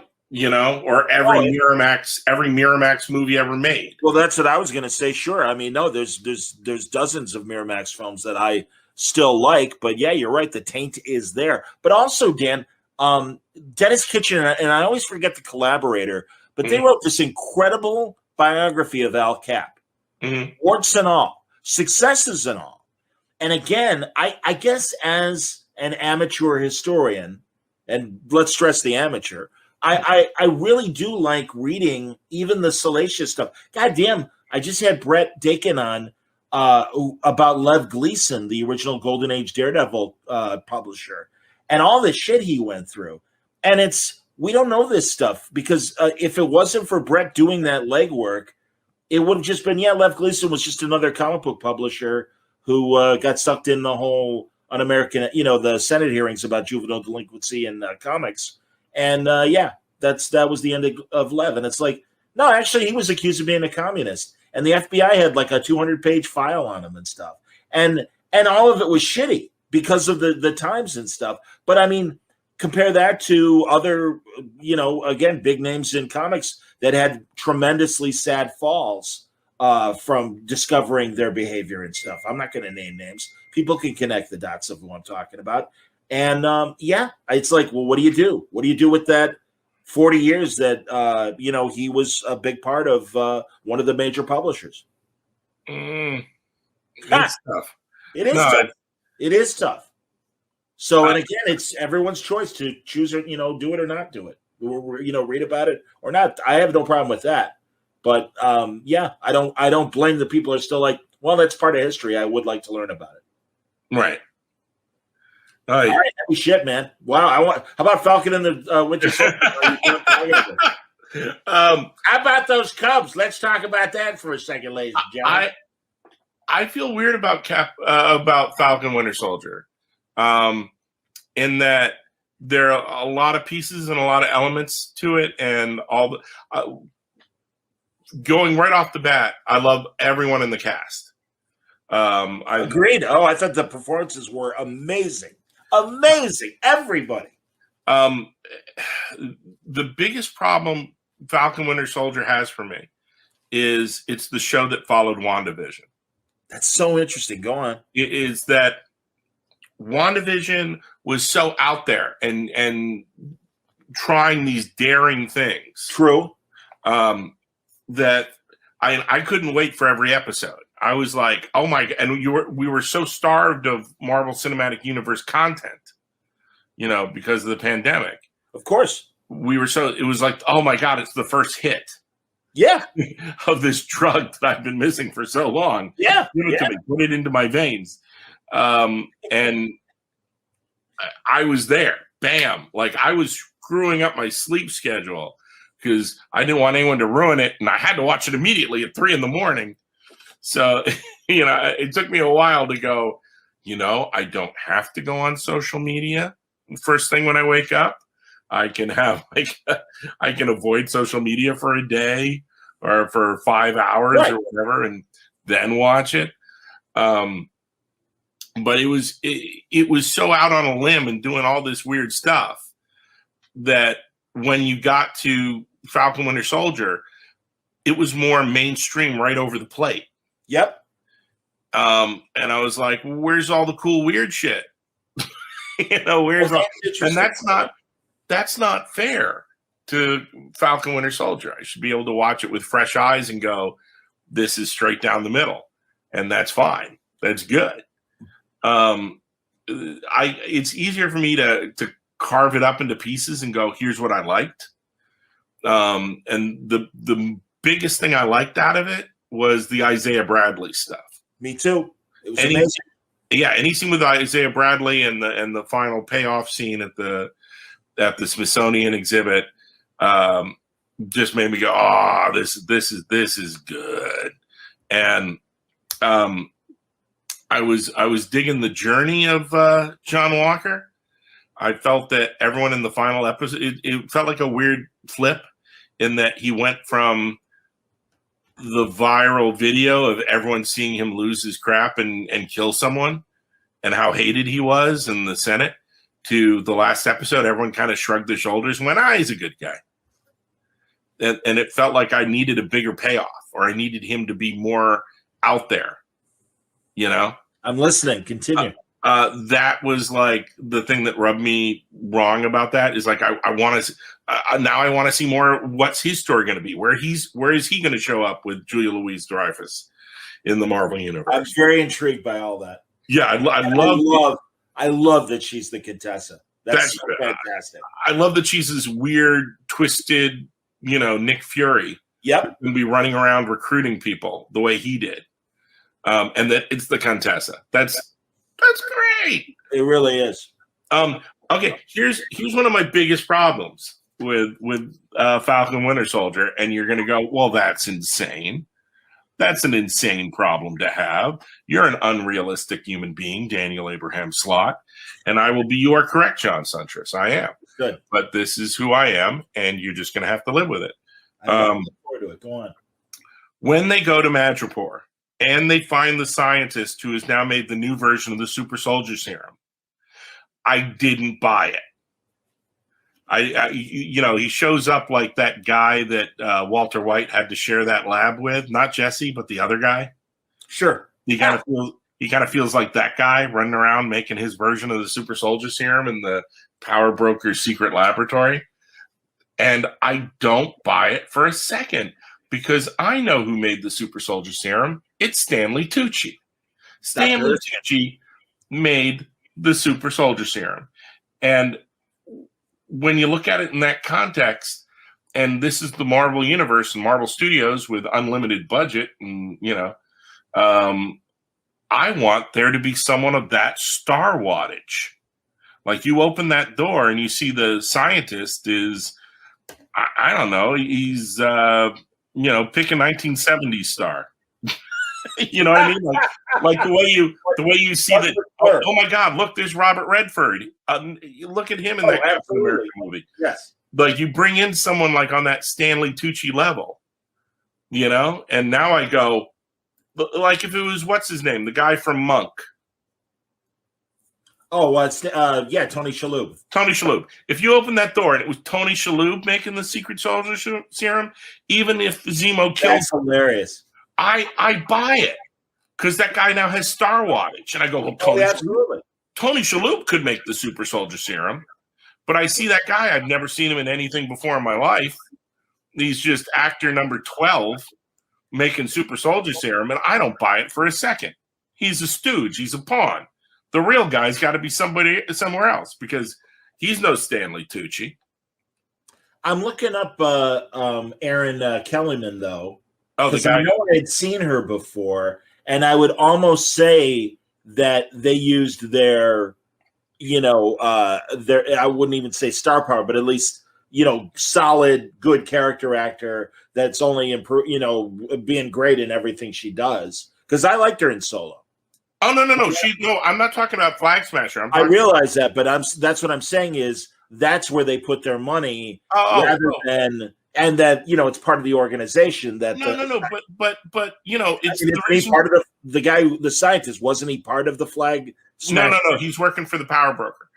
Okay, there you go. Yeah, no, but what I wasn't paying attention close enough. Go on. The same way how when Julia Louis-Dreyfus walks on, you go, "Holy shit, this means something." Oh yeah. Oh no, you're right about that. I think the guy who made the serum, You should have just spent some money Right. and got a big name guy, even though he's shot in the head immediately. Because then you go, well, now I buy it. And I know that's the silliest, most insane comment you can make about but that is my line in the sand. I didn't accept that super soldier serum was working or real, or that was the real scientist, because he didn't have that gravitas. I understand. I get it. I understand. And also, I understand your point about John Walker, and I agree with you. I would point to similar themes in our favorite argument, and that's Star Trek Discovery, and you don't seem to have a problem with that kind of same thing of like, well, actually, maybe you do. I don't know, like, or even Star Trek Picard. What? And you might actually agree with me on that. No, with Picard, with the scientist who kills the Alison Pill. I don't buy that. They just let her off the hook. Well, even Commodore O. Yeah, but Commodore O, good luck. She's in a Romulan ship. You're not getting her.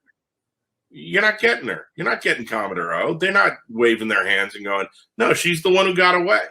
But Pill, the scientist who worked with Bruce Maddox, Agnes, she kills Maddox. And then for 1 or 2 episodes, they go, well, you're going to have to answer for that. She's like, I know, and I will. And then an episode later, they're all like, whatever. Exactly. Yeah, I hate that. So I'm being consistent. God bless you, son. All right, good deal. Yeah. I'm glad to hear that.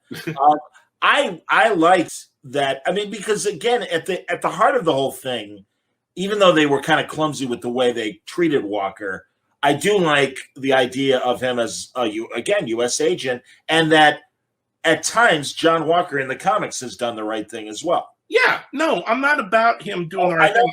I'm about how the world reacts to him. That everyone, even Bucky and everybody's, oh, look, he held the back of a truck for 10 minutes. Oh, well, that gives him a clean slate, obviously. Right. No. So that kind of rubbed me the wrong way as a fan. And, but there was so much good in it. Yeah. And the end of the day, I get to see Sam Wilson. I get to see Mackie flying around in that Carlos Pacheco suit with the shield. And I'm like, oh, I'm in.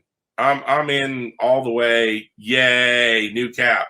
Yeah, I really embrace I mean, I loved Rick's story, Remender, and Carlos when they were doing it. But I love this idea. And also just they put such a period on Downey as Tony Stark and Chris Evans as Cap. It's like, as much as I was hoping. Well, clearly Cap is on the moon. I know. He's on that moon base, man. I loved when that guy said that. That was fantastic. But no, I mean, there was a little part of me that would love to have seen 90-year-old Cap just show up and talk John Walker down. But I'm okay with the way it is regardless, and so ready for Sam Wilson, Captain America. Captain America 4. Yeah, that's going to be great. 4. That's going to be great. And it's we're in this age, John, where there's that's what I mean. It's cool. 35 Marvel Cinematic Universe movies. I hope 35. Well, Mike, and again, this is decades away. It's amazing. I do, and I remember when Loeb was, still president of Marvel Television, and we discussed both the video and or TV and film worlds. And I'm like, well, isn't I'm like, how's it going to work to see a 60-year-old Robert Downey as Iron Man? And he's like, I don't know, but that's a great problem to have, isn't it? That we're actually, convinced that there's going to be a future and everything. And I wonder, in that same light, I do hope that a next generation will get a chance to get their Steve Rogers, because I do think the Steve Rogers. They will, and it's in this case, the cinematic universe is different than the comics. Right. It's its own thing. Right. And in the fact that it's its own thing, in a weird way, it's that kind of, like, you would hear Stan talk about Peter Parker and how, he said if he knew it was going to last this long, he never would have graduated him from high school. But there's this feeling that the Marvel Universe keeps progressing. Sure. And you graduate Peter from high school. You graduate Peter from college. But we still have the sliding Marvel time scale. You still have Peter Parker running around in the book for 60 years. And it's not like Chip's Spider-Man life story, which is wonderful.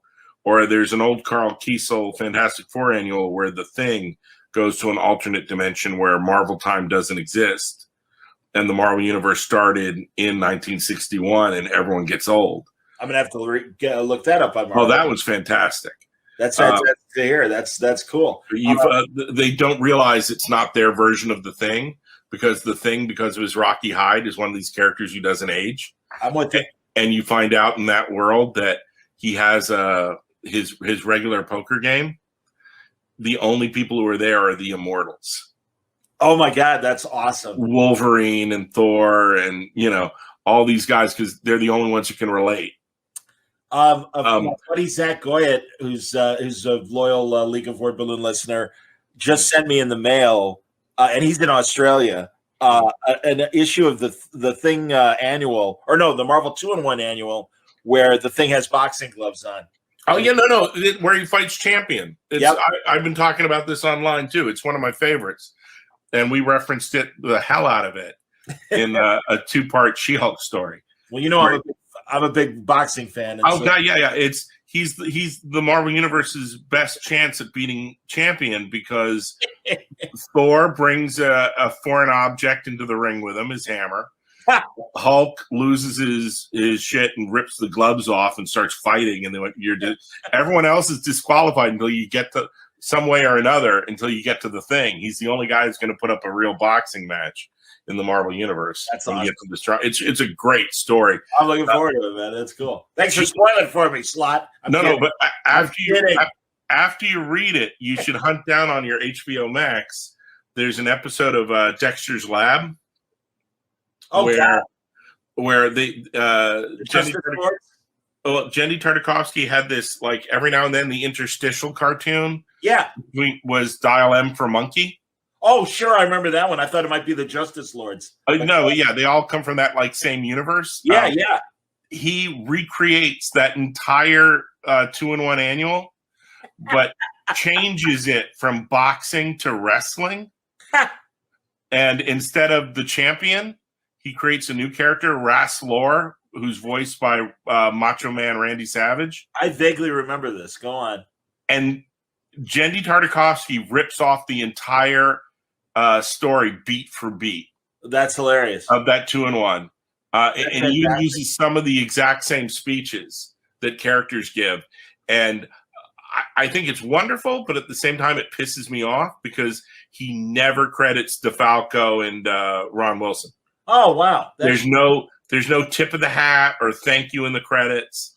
He just, in my mind at that point, it's no longer an homage, it's theft. And it infuriates me. It's the same reason I love so much of Jendy Tartakovsky's material and the stuff he does, but whenever he does that, it feels weird. Wow. Like you owe people a thank you or something.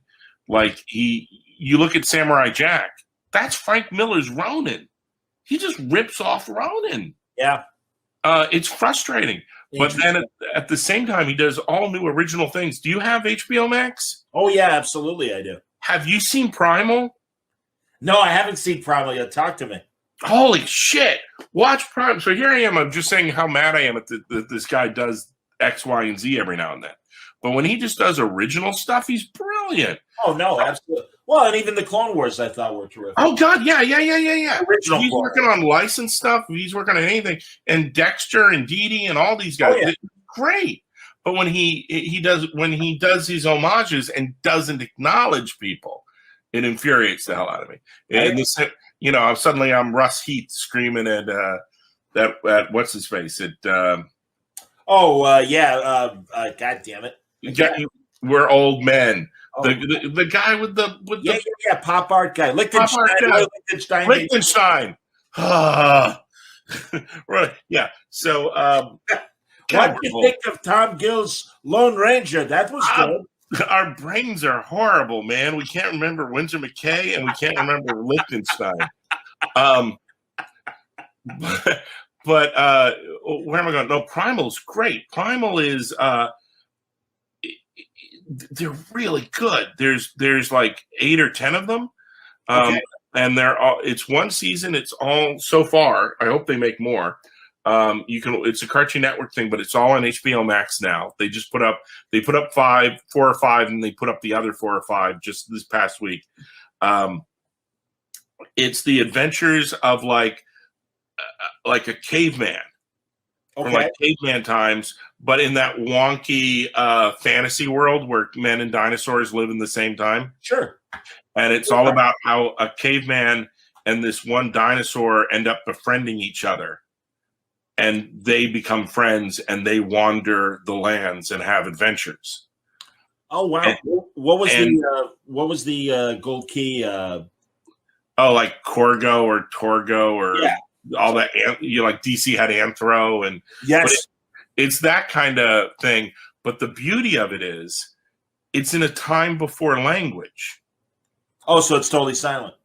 There's no spoken word other than grunts and the storytelling is so raw and basic that you have to. It's almost like watching a silent movie, but with sound, and you can completely follow these complex stories, and they're all wonderfully, like the name lets you think, they're brutal. The level of violence and gore and viscera in this thing, because it's not like a friendly Fred Flintstone kind of thing. It's this is like blood and guts and ripping into things. And the only times I don't like it is when they introduce magic to it. Like there's a couple episodes where they're clearly dealing with shamans and, weird offshoot races that have magic. And you're like, no, dude, just stick to the adventures in the Jurassic Age and you got me. But it's all good. It's all really good. It's called Primal. I highly recommend it.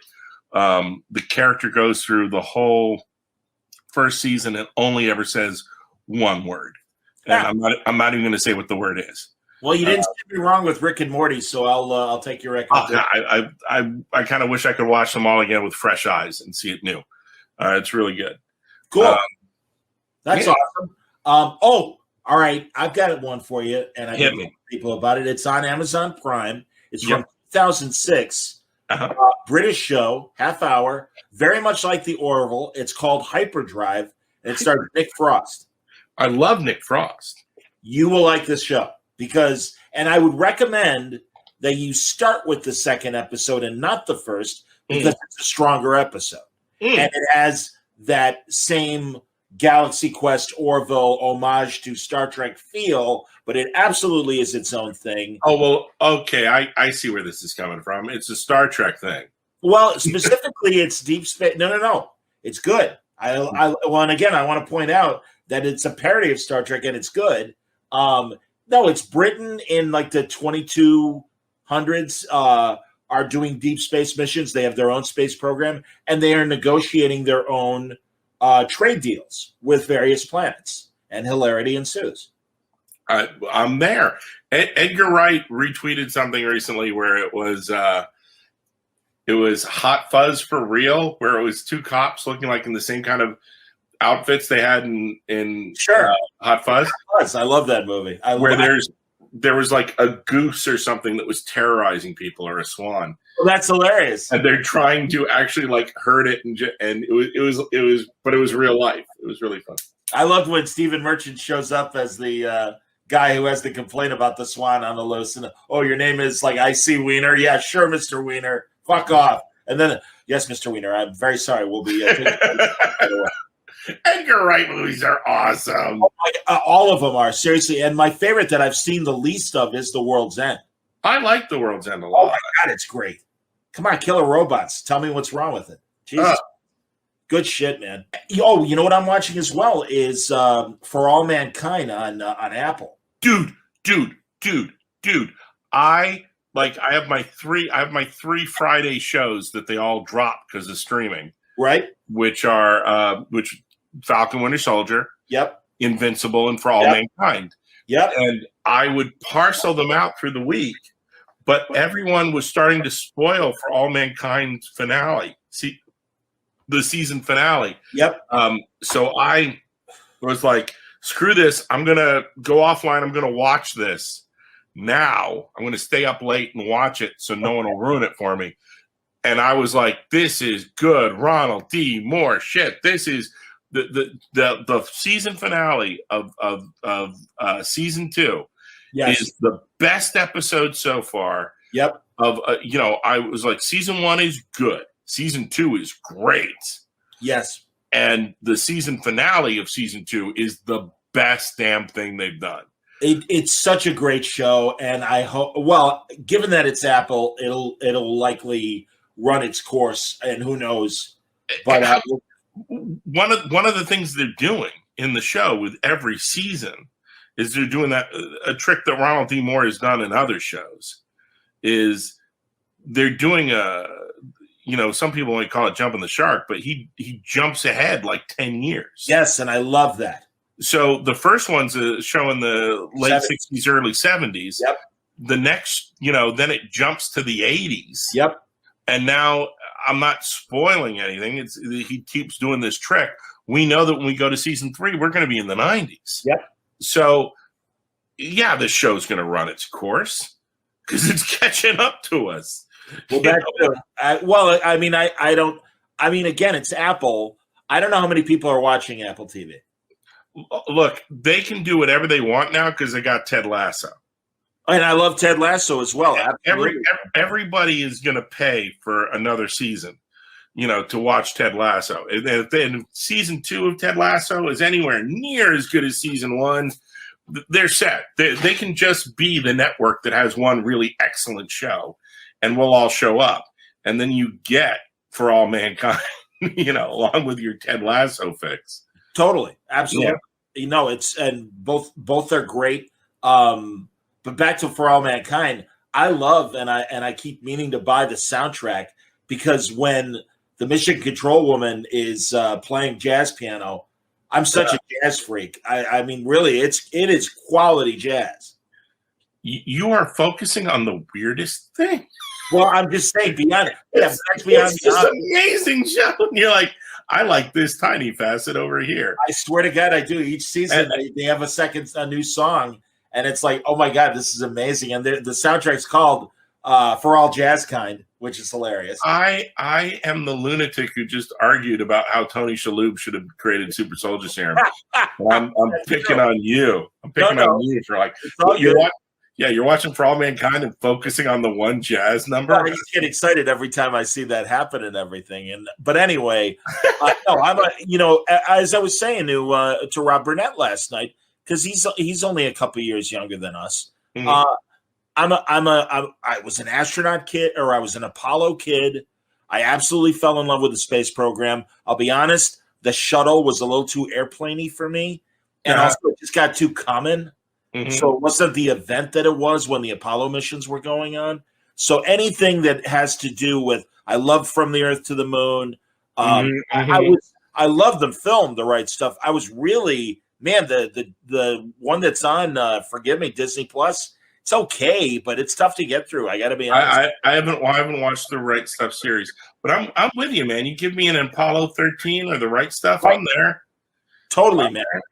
And even the ones that came out in the Capricorn 1 is like one of the greatest astronaut movies there are. Absolutely. Man, yeah, and they've got. I didn't see the Ryan Gosling one. Oh, I liked it. First Man. Little stiff, but all right, Dan, I think we might have talked about this before. Did you like Ad Astra or not?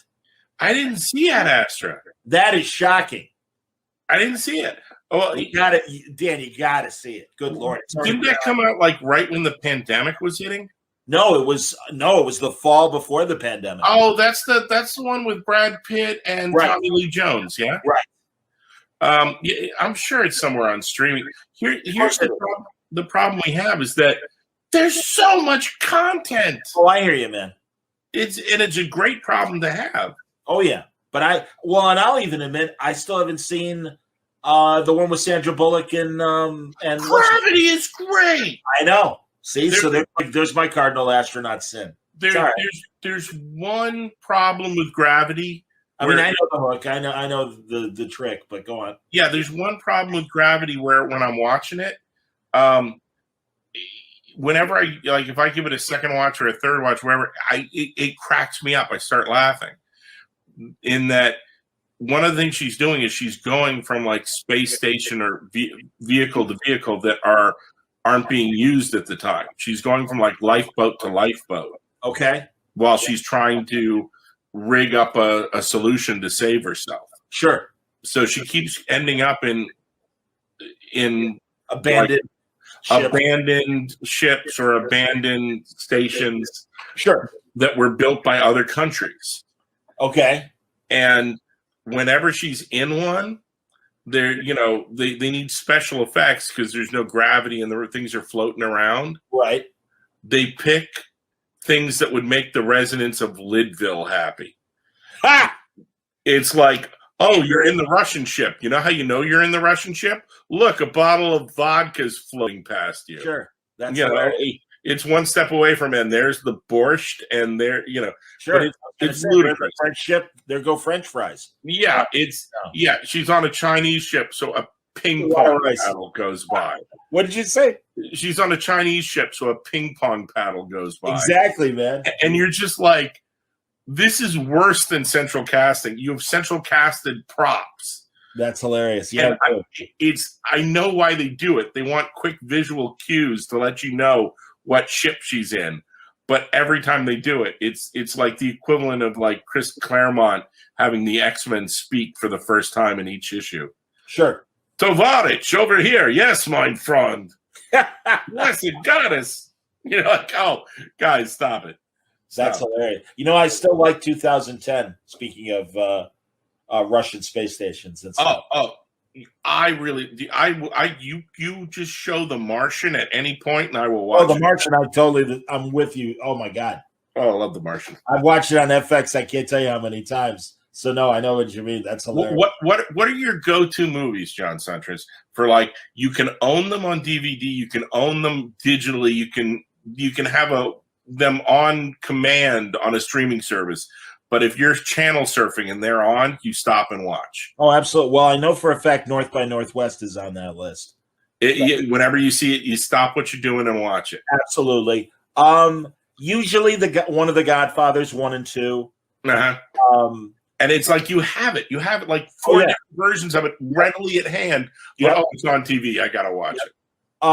The Odd Couple, the original, the film, The Odd Couple, Lemon and Mathau. The one that sucks me in every effing time, it can be any scene, and this is dangerous because it's one of those kind of movies that it's always showing somewhere. Is Hudsucker Proxy, not Hudsucker. I love that. Not Hudsucker Proxy. Shawshank Redemption. Oh, if it's any sequence from Shawshank Redemption, I'm like, it's a beautiful movie. Absolutely, Shawshank Redemption's on. And it can be at any point in the movie, and suddenly I'm sucked into the end. I used to be that way with Patton. Hilarious. At any moment of Patton, I'm like, Patton's on. And I'm like, I got the DVD right here, and I got a digital copy, and why am I watching it on TV? Oh, my God. Anatomy of a Murder, speaking of George C. Scott. I love that movie. There's some that you just like, 12 Angry Men. Yep. No, I gotta watch it to the end. Hey, God damn it! It's such a shame that you're on the East Coast and Gabe's on the West Coast. But we've been talking a lot about what we want to do after watching The Outer Limits, and what we want to do is watch all the golden age of not all, but great golden age of television from the 40s and 50s, like the classics, like Requiem for a Heavyweight, or a ton of Serling, a ton of John Frankenheimer, a ton of Franklin Schaffner mentioning Patton. There was I can't remember who, but it was some writer was they told Tom Brevoort like about this show that they were just like addicted to from the old days. Okay. And how the structure was just of every episode was so clean. And it was just like a prototypical show to watch just to get your structure down. And it was Have Gun Will Travel. Oh, great. Richard Boone. Absolutely, man. Yeah. And Brevoort got a hold of like every episode, and he like threw him to me, and he was like addicted to it because this other writer set him on it. And then he sent it to me, and then I got addicted. And I'm like, I just got to start like every day watching a Have Gun Will Travel. Oh, that's really cool, man. And they're like little plays. Oh, and they're because that's the thing. They're half-hour westerns. Yeah. So I mean, it was really, honestly, that is the crazy thing, is that period of the late 50s into about 1970 or 71, when westerns were all over the place on TV. There's a lot of really good drama and storytelling on those shows. They're each one is like a mini morality play. Absolutely. And what choices or compromises the character will have to make to their ethics or their code. Yep. Or will they stick to their code above all? Well, you know what they are? They're samurai movies. You're right about that. That's interesting. I forget the guy's name, but the producer of Bonanza was like the really like the Roddenberry, and well, actually even more so than Roddenberry, because if we really learn our real Star Trek history, Roddenberry was, kind of in charge, but also passed a lot to Gene Kuhn and stuff. But a lot of these guys of those shows, and also the medical shows and the lawyer shows and stuff, like they had like really a principal producer showrunner that really gave the show its editorial point of view. Well, here's the thing, the past is the past is the future. The future is the past. Right. What fans don't realize is, and even if they do, no, they realize it. We're savvy. We're smart. All of us. You watch the Mandalorian. It's a Western samurai show. Of course it is. And you watch it, and they're using every damn trope, and they're burning them through in these first two seasons. I will be very surprised if we don't get the brothel story in season 3. Probably. He's got to defend the brothel with the well, or is that too adult for a Disney product? They'll find a way around it. You just got to find the Star Wars metaphor for brothel. It's got a lot of Princess Leia slave costumes going on. Oh no, Jabba. With a Jabba, I guess, or whatever. Okay, there you go. But what's amazing, it's like okay, because of like Mandalorian, I started watching because of Filoni. I had heard all those wonderful things about Avatar and Korra. Oh, okay. And I started going through them. So, and they're doing the same thing. So if you like that kind of faux Western, faux samurai story and you've never seen Avatar and you like Mandalorian, you need to jump into Avatar. And it's on streaming services. It's around. I think it might be on HBO Max now. But the thing about Avatar and Korra is the better show, but you can't get to Korra until you've seen all of Avatar. Interesting. That it's the same universe, but the Korra stories are set one generation into the beyond. Okay. Avatar. So like the Avatar characters come back, but they're like, way older. They're in their 50s or 60s if they're there. It's really good. And it has all that. It does that. All this amazing world building. So you think you're watching these, trust me. One of the amazing things about this pandemic and the lockdown is the amount of content we've all consumed because we've been home. Yeah.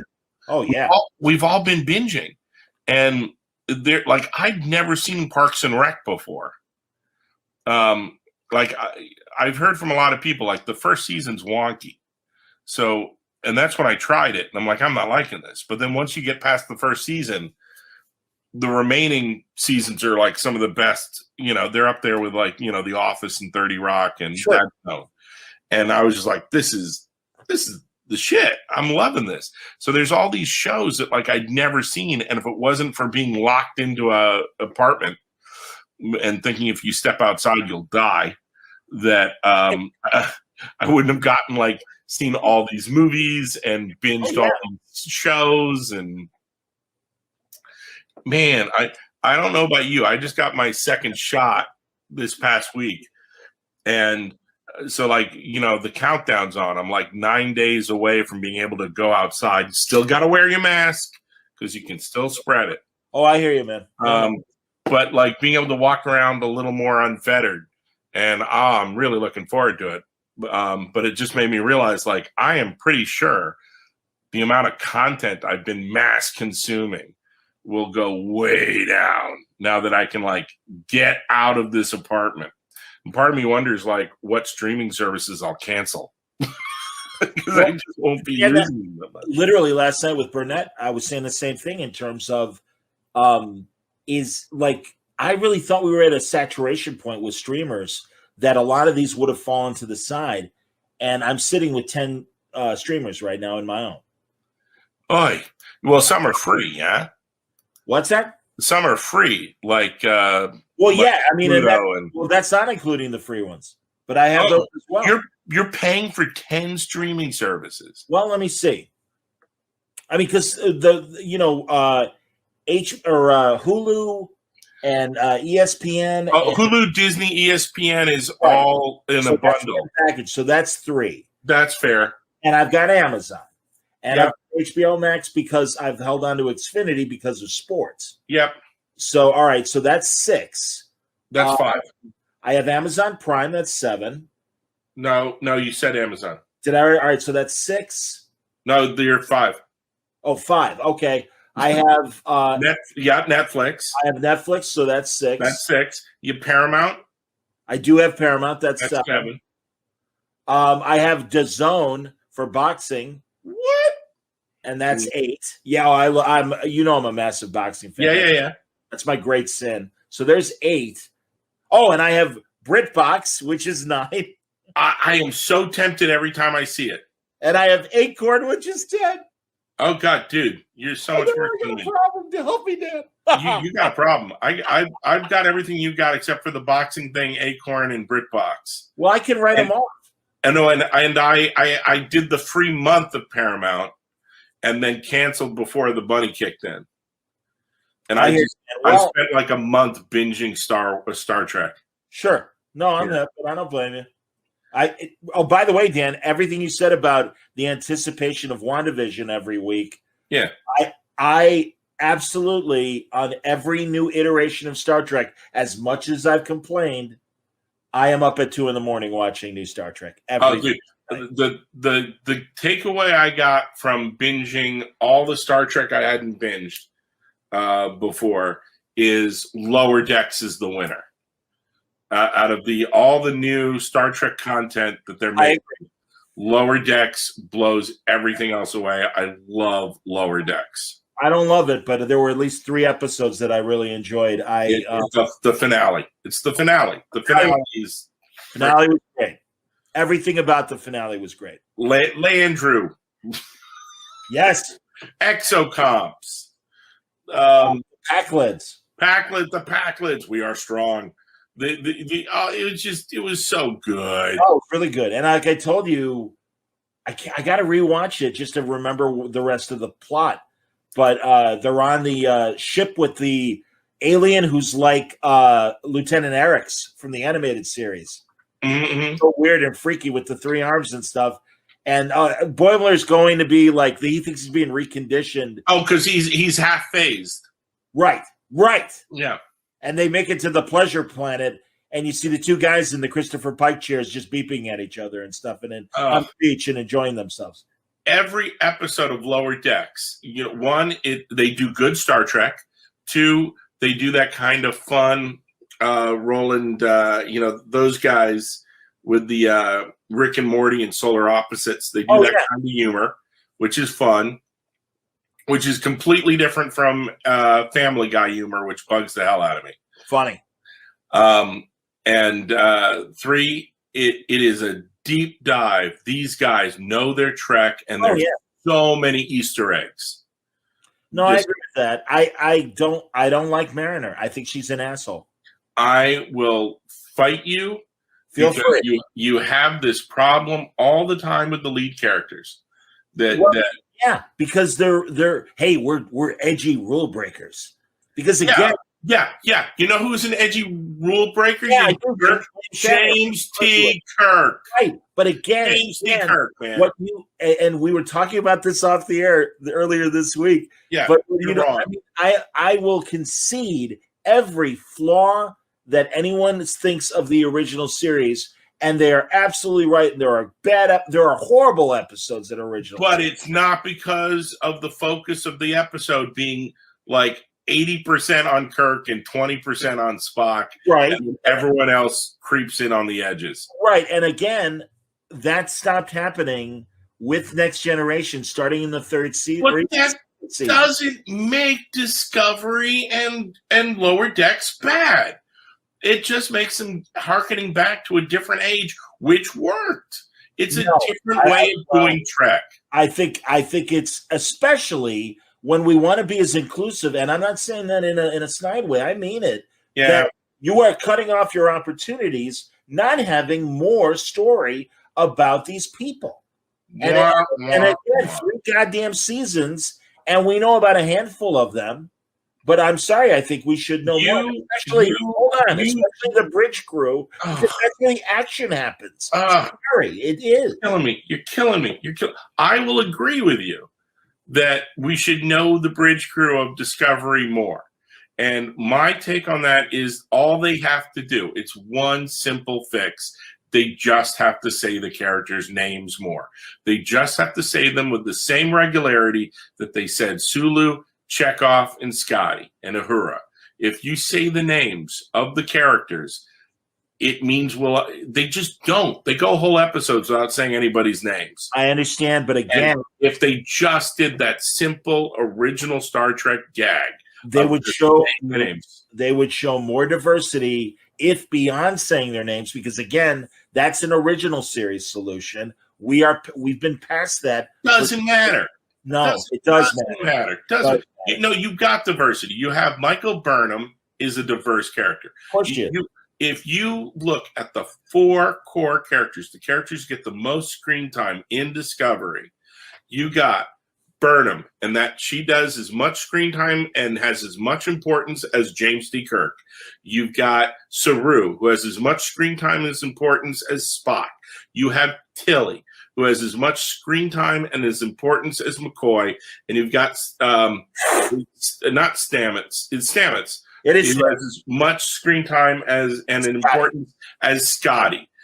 Those 4 guys appear as much as those 4 original Trek characters. You are so entrenched with it having to be original series, like the original series had 4 focuses. No, I'm sorry. Again, Next Generation, and then everybody else, and that's perfectly fine. What's that? It's 4 focused characters and everybody else. Yeah, but Next Gen had 7, and We're not. But it's not Next Gen. It doesn't have to. No, but that's a very basic storytelling thing that they could do to expand their ideas. Dude, there were 3 good Trek shows that came out at the same time that followed the same pattern, where you had your Trek, you had your Next Gen, you had your Deep Space Nine, you had your Voyager, and they all kind of followed that formula. This is a new show. Let it be its own thing. Don't try to shove it through the Play-Doh, You see it as limiting. I see it as expanding story opportunity that they're not taking out. You want the show to be something it's not. No, this is what it is. By the way, it happens in a lot of other dramatic shows where there are more than 4 focus leads, and they all succeed. Again, but that's not what the show is, John. Just love it for what it is, or don't watch it. Well, no, because the other problem is it chooses to ignore continuity when they want to. Back to canon, and it abandons storylines like Agnes, as we mentioned earlier in Picard. Oh, no. Now we're talking about a different show. Now we're talking about Picard. Well, no, but Discovery pulls. No. If we're talking about Picard, I got a whole other list of problems with Picard. There you go. But no, Discovery is a perfectly fine and good and viable show, and it tells some damn fun stories. I was there for Discovery 1, 2, and 3, and I will be there for 4. The blown up Kronos was complete shit in season 1. Oh. The holes you can punch in the Red Angel are legendary, and 3 was definitely an improvement, but they still did stupid things. Detachable nacelles? Why not? They're in the super far future. Oh, they look cool. That's why it's on. Oh, John. Were you freaking out when the saucer section could separate? Oh, I didn't, because there was a purpose to that made me. There's a purpose to that. Well, there was. I'm sorry. There were John, 2 ships, and they both John, can fire their weapons. John, I'm giving you a Trekvention here. I know. God bless you, son. And you know, it's that old Abraham Lincoln quote: "If you look for the good in people, you know, if you look for the bad in people, you will surely find it." Dan, you want to hate this show? No, Dan. I honestly, no, you every Thursday night at 2 a.m. I'm like, maybe I like this one. No. You know why? You know why? I'll tell you why. You're a chain smoker, sir. And oh my God, here comes another hit of my nicotine. Oh, Dan, they're giving it to me as a patch, I don't like it. Everything you said about that I should do with Star Trek, I've sadly kind of done with Doctor Who, and we don't have to get into it. But you know, again, I love Judy Whittaker, and I love the idea of a woman doctor. Now, in that case, it's the exact opposite. Too many companions. Oh God, yeah. Too many companions. Too many companions. Too many. No, that doesn't. The problem with the current Doctor Who's series, the last 2, and I love the show, and you know me, it's the show I love more than any other show in the universe. That's what I'm talking to. And I love all the cast members. You know, I love what they can do, and I love what they do. Sure. But the problem I have is by having her have 3 companions. They usually have 1 big guest star per episode. Right. So what you end up with is X amount of the script has to go to the guest star. X amount of the script has to go to the doctor. And then they got to parcel the stuff out to the remaining 3 companions. And that means that every other character in the show, you know, every other, you know, character in the plot gets short shrifted. Yep. So you get all these unmemorable characters. Yep. And another problem they've had on the show is they've given characters and planets and aliens the weirdest effing names. Where when you look at the other seasons, oh, it's a weeping angel. Okay, I'm going to remember that. You know, it's Jude. Yeah, the Judoon. And they say the name Judoon a billion times. You know, like, I get it. But when you give these characters super long names that are just random syllables, I can't keep it in my head, especially if you don't keep saying it. The only one they've gotten away with is they had a wacky little alien gremlin thing called the Pating. I can remember Pating. Well, there you go. And I hated Timeless Child. I'm sorry. I know where you're going, and I know why you hate it, and I am not going to open up that can of worms. That's fair.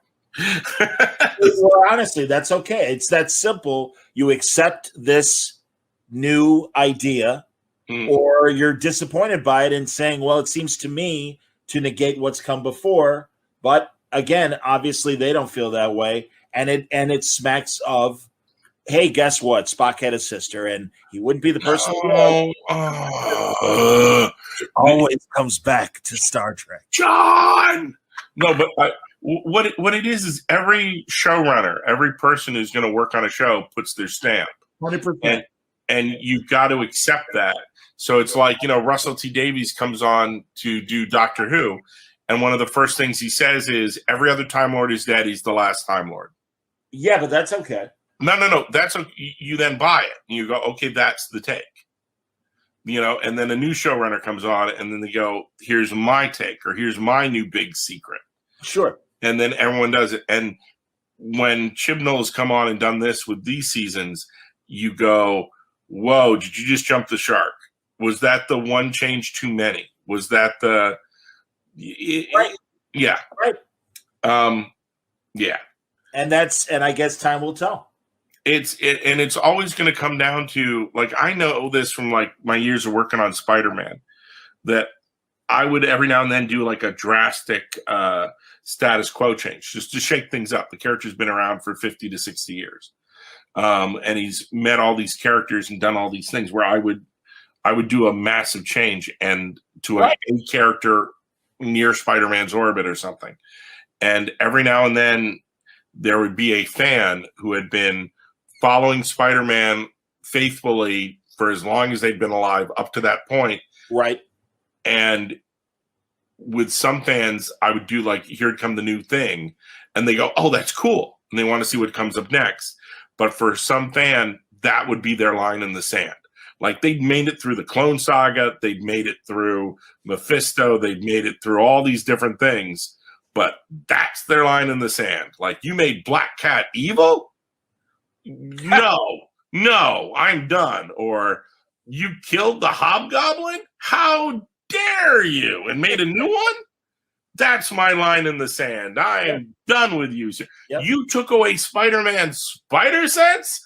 How dare you? But, then the story comes around and you go, oh, he didn't kill the Hobgoblin. The real Hobgoblin's over there. He's fine. Now they're going to fight. Oh, okay, I'm back. Oh, the spider sense wasn't gone. It kind of burnt out, but it came back in this storyline. Everyone's got their line in the sand. And I get it. Nothing you've described seems as seismic as Timeless Child. I get it. I get it. And I mean, that's a classic story trope. Everything you ever knew about this character is a lie. And it's the Alan Moore and Swamp Thing and Anatomy lesson. Right. But here's the thing. But it was a Swamp Thing, and that didn't matter to 80% of the comic book reading world. But go on. All it takes is the next showrunner to go, right. Oh, the Matrix put a lie in the Doctor's head. Right. None of the time travel, none of the timeless child stuff matters because now the secret is this. But then you're going to piss off that half of the audience. You're going to piss off what this did. You're going to piss off all the people cosplaying as Jodie Whittaker. Well, that's the thing. And again, I like Jodie Whittaker as the Doctor. That's not the problem. It's again.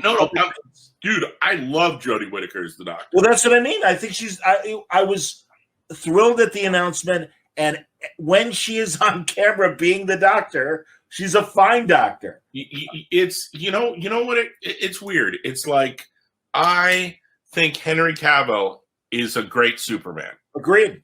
I think when you see Henry Cavill when the cameras aren't filming and he's walking around on set in the costume and happy, you go, I would watch a Superman movie with this guy. Yes. But then you have him snap Zod's neck and do weird ass shit and right.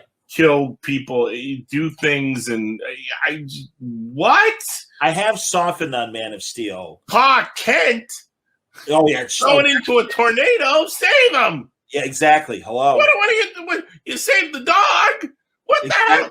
Exactly. And also Diane Lane. First of all, it's still Diane Lane, man. Nice try. No. Goddamn Diane Lane. I've seen the Snyder Cut. She's the Martian Manhunter. Yeah, that's true too. And oh my God, Jesus Christ, man! I have poured syrup that runs or honey that runs faster than the Snyder Cut. John, what you don't understand, it's an author's vision, John. I'm okay with author's vision, John. I am. John, are you against Ray Fisher, John? Are you against exactly decency?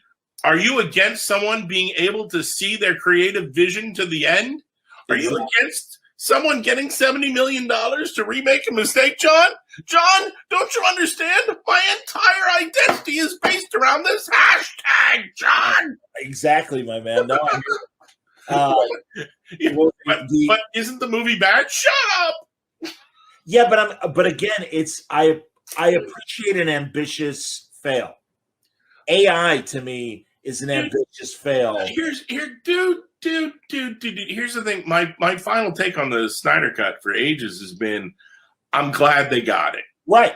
These guys wanted this thing so bad, and they got it. They got all 4 hours of it. Right. They got every loving minute down to strange fisherman wives smelling Aquaman's sweater. Yep. They got everything they're ever going to want out of this thing, and I'm happy for them. What I'm scared about is, you give an inch And now it's these guys are so empowered, and they're restore the Snyderverse. And you're like, oh, dude, you got your wish. You got your wish. Just let it go. Well, yeah. We'll see what Snyder's not Land of the Dead. I forget what. Oh no, that looks great. There you go. That looks awesome. No, it's weird. It's like I love 300. I do too. There's a lot of Snyder out there that I love.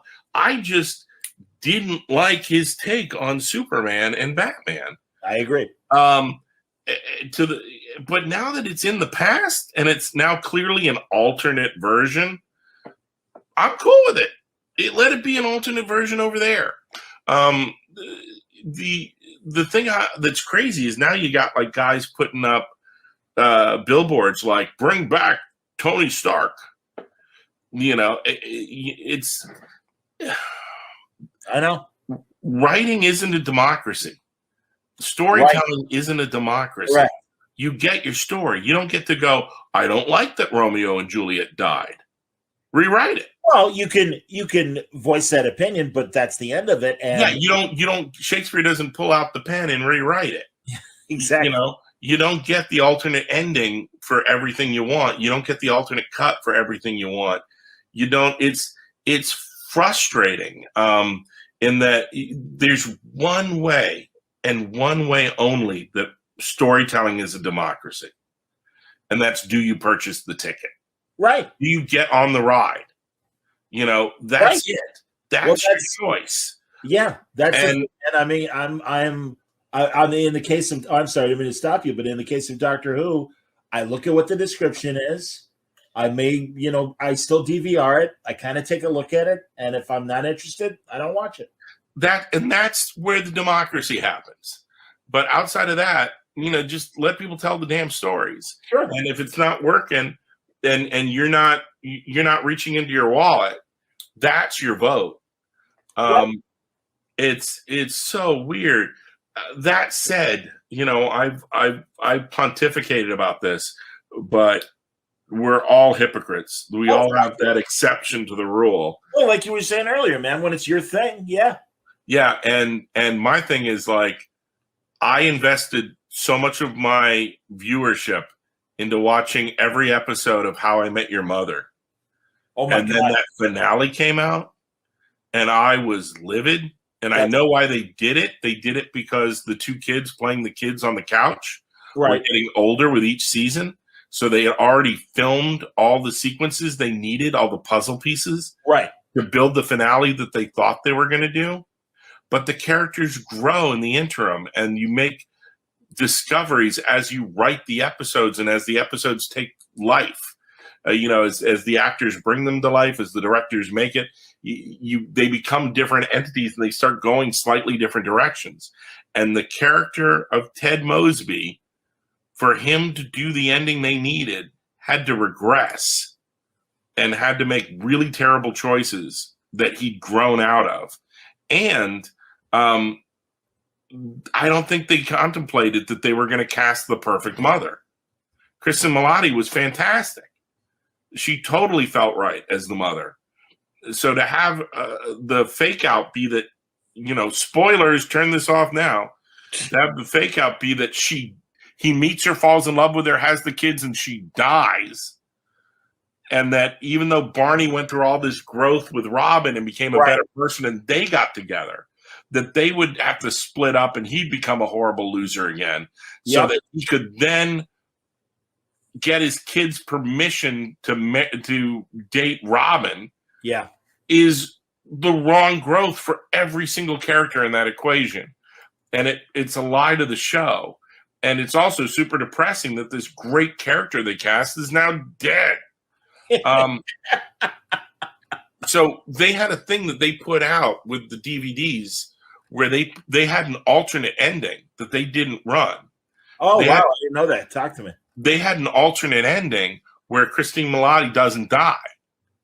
And it just wraps everything up with a bow in a very straightforward way, but in a very heartfelt way. And when you see the alternate ending, you're in tears. You're like, this is the best fucking ending. you had this in the can, and you went with the other one for those stupid reasons of you already filmed that footage. Weird. With the kids. And you can see it on YouTube. You can watch the alternate version. I will do that. And it's so much better. And so for all my, my ranting and railing about the Snyder cut, I know I'm just as bad. Sure. I know I'm just as bad because I go, hey, you fucks, just admit just call that the actual ending, and I will rewatch this show till the end of time. This will be a show like I rewatch the way I rewatch, like Mary Tyler Moore or Dick Van Dyke or the first couple seasons of Community or whatever. There's all these shows that I will go back, I'll go back and rewatch a bazillion times. Yep. Barney Miller and The Odd Couple for me. Larry Sanders. But even like, more recent shows, 30 Rock and, Parks and Rec, I will rewatch this stuff. No, I understand. I would rewatch the hell out of How I Met Your Mother if they just came out and said that, to bring this all full circle, that it was headcanon and heart canon and actual canon. If it was, you just say that it's all these three things, and I'm in. So I get it. I get where fans come from when they talk like that, because I talk like that. I hear you. About different things. But there's an entitlement with the Tony Stark billboard. There's an entitlement with this feeling of you can get the Game of Thrones cast back together and refilm the last season. Let it go. Just let it. But look, we won. We won with the Snyder Cut, and we won with Sonic the Hedgehog. And wasn't Sonic the Hedgehog better when it wasn't a scary, the creepy valley version of sure, Sonic the Hedgehog, and instead looked like the thing? You know what? Yeah, it was better that way. But you know what? You had to grab 1 million animators, make them work night and day, get no bonuses, and then get immediately fired because of the budget. You slave labored these people, ruined their lives, and got that movie. Part of me goes, was the movie that great that, did it make the corporation enough money to justify for the lives it ruined? Not really, no. Well, I don't know, man. I think they got a lot of subscribers. Yeah, and they get. Oh no, I'm not. I was talking about Sonic, not Zack Snyder. But they're getting a Sonic sequel too. But between Sonic and the Snyder Cut, there's a scary precedent going on. Let things be what they are, with the one exception of How I Met Your Mother. And with that, I'm not asking anyone to come back and refilm. I'm just saying use the thing you've already got in the can. Sure. You don't need $70 extra million. Just say this thing is the canon. Yeah, again, a lot earlier in the 2000s, but that's how I felt about the alternate ending to Star Trek Nemesis. Much better alternate ending than what we got. Never saw it. Oh my God, that's on YouTube. Mm. There's a whole Stephen Culp, who was the Speaker of the House in the later seasons of The West Wing. Mm. And, he was a husband on Desperate Housewives and everything. Mm. And he was one of the Makos on Star Trek Enterprise. Well, anyway, he's Picard's new first officer. Mm-hmm. And there's a whole sequence with him that you get to meet him, and he interacts with Picard and he interacts with Riker. And it's really great. And it's a happy, funny ending rather than the overly sentimental, let's end with B4 and Picard drinking the wine and stuff. I think it's a better ending. I mean, the other scene, like it wasn't in place of that stuff. They just cut it at the end of Picard and B4 rather than showing Riker leave the ship and Picard as a new first officer. Gotcha. But it's great. It's really good. I could not for the life of me tell you what Nemesis was about. I saw it once in the theater and then never gave it a second viewing. No, it's disappointing. And it's interesting because Tom Hardy has become such a great actor since then, and I think is great in scenes, but there's a lot wrong with Nemesis. And also, you had a jerk of a director that really didn't want to be there.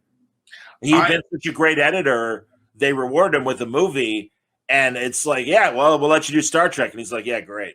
And no regard for Star Trek.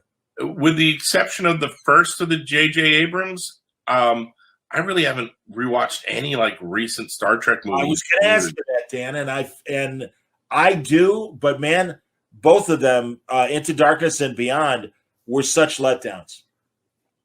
Yeah, there was one of them started where they're having this mini adventure on a planet with all this red foliage. Yep, that's Into Darkness. Yeah, that's the second one. And it was with new aliens and a new situation. And just watching that, I was like, I would watch a whole movie of this, of them just meeting new stuff and doing new stuff instead of doing pastiches. Oh, God. They didn't earn 1 second of trying to replay the Spock Kirk death scene, but now it's Kirk. It's like, no, man. Wrath of Khan, like they were building on fans loving these characters for 25 years, and that's why it hurt so bad. We just met these people, and it just didn't ring true. The thing that I remember the most about the second J.J. Abrams was when Ambassador Leonard Nimoy Spock shows up again. Yes, and I was like, why are you going to the well twice? Let Zachary Quinn let him be Spock. Don't have two Spocks again. Yep. That was your gag in the first movie. What are you doing? It felt very frustrating. It felt like you were never going to look at the new Spock as the legitimate Spock if there's two Spocks running around. Well, and also, as you said, I mean, does he keep? I remember us talking about this off the air, and you're like, I know exactly where you're going. He calls up Spock and goes, "What did you do in this situation?" Right, and Spock tells him, and then he starts working it. You're like, "Oh my God, is he going to do this for everything?" Hey, did I eat pancakes and? Yeah. Hey, Spock, how did you wipe your ass today? Did you do it on the left? Did you do it on the right? I don't know. I can't be a full, complete character. Not when there's another version of me I can always ask. You're like, oh, fuck me. And they are really lucky that the second movie wasn't released in, say, 2018. The most gratuitous, unnecessary Alice Eve in her underwear scene, where it's just like, man, you guys, seriously. And that's why I laugh, because it is still the same people that were behind those two movies that, we're so diverse and we're so woke and everything. It's like, Alice Eve, everybody. How you doing? Nice to see you. What was the other movie she was in? The one with the guy who I like, who's part of the Seth Rogen group. The guy who you like, who's part of, is it Windsor McKay, John? Yes, it is Windsor McKay. Roy Lichtenstein. Roy Lichtenstein. John, we are now at this point where we're like, we are the old men. Why are you listening to us? Totally, John. John, where did I put my glasses, John? What was that movie? You see them anywhere on the frame? What was Alice Eve's big movie where she's in her underwear the whole movie? I have no idea. I'm looking it up. Listen, I like Alice Eve a lot. I like her in a lot of things that she's done. I just can't remember the name of her stupid movies. Come on. Welcome to the John and Dan Google Things podcast. Look it up. Wait a minute. I don't know. Okay, she's out of my league. Thank you. That's the movie. I have no idea what that is. Oh, is it the guy I was talking about was Jay Bushnell or whatever, or Baruchel or Baruchel? I don't even know. No idea. He's in Knocked Up, and he's in a lot of the Seth Rogen. You know, his Seth Rogen's group of guys. He's one of Seth Rogen's. He's in that movie where they play themselves, but it's the end of the world. The end of the world. Haven't seen that one. Okay. I know. Yeah. I've got HBO Max, and I still haven't seen the Seth Rogen pickle movie. What's the Seth Rogen pickle movie? An American Pickle or something, where he plays himself and his ancestor at the same time. Oh, I haven't seen that either. I'm gonna have to see that. It's an HBO Max original. Where this is just me remembering the trailer. He has like an ancient, like turn of the century, just through Ellis Island ancestor. Oh, I'd love to see that. I think that'd be funny. And he falls into a pickle vat.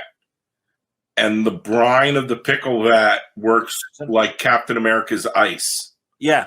and they're able to bring him back to life in modern day. And he does what anyone would do in that situation with that background. You find family. Family will look after you. Sure. It's like all of my old, grandparents' age era. Sure. People. You come from Ellis Island, the family brings you to the new country, and they look after you until you're up on your feet.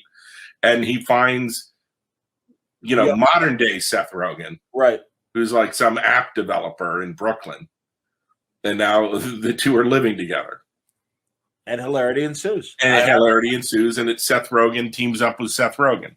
I kind of like that idea. I'd like to see that. It's Green Hornet really let me down. I was really looking forward to something that took itself just slightly more seriously, not a little too much Seth Rogen. The guy who played, forgive me, I don't remember his name. I believe his first name is Jay, but the guy who played Kato was just fantastic. Well, I know I've seen it once, and I can't for the life of me remember it. Yeah, it was lame. I bought a Black Beauty model. And I think I've told you this. My buying nerd stuff during the pandemic has been mostly Hot Wheels and that size car, but they're not anything rare. They're all like corgi cars where they're all like licensed vehicle cars. Exactly. I got Mystery Machine, dude.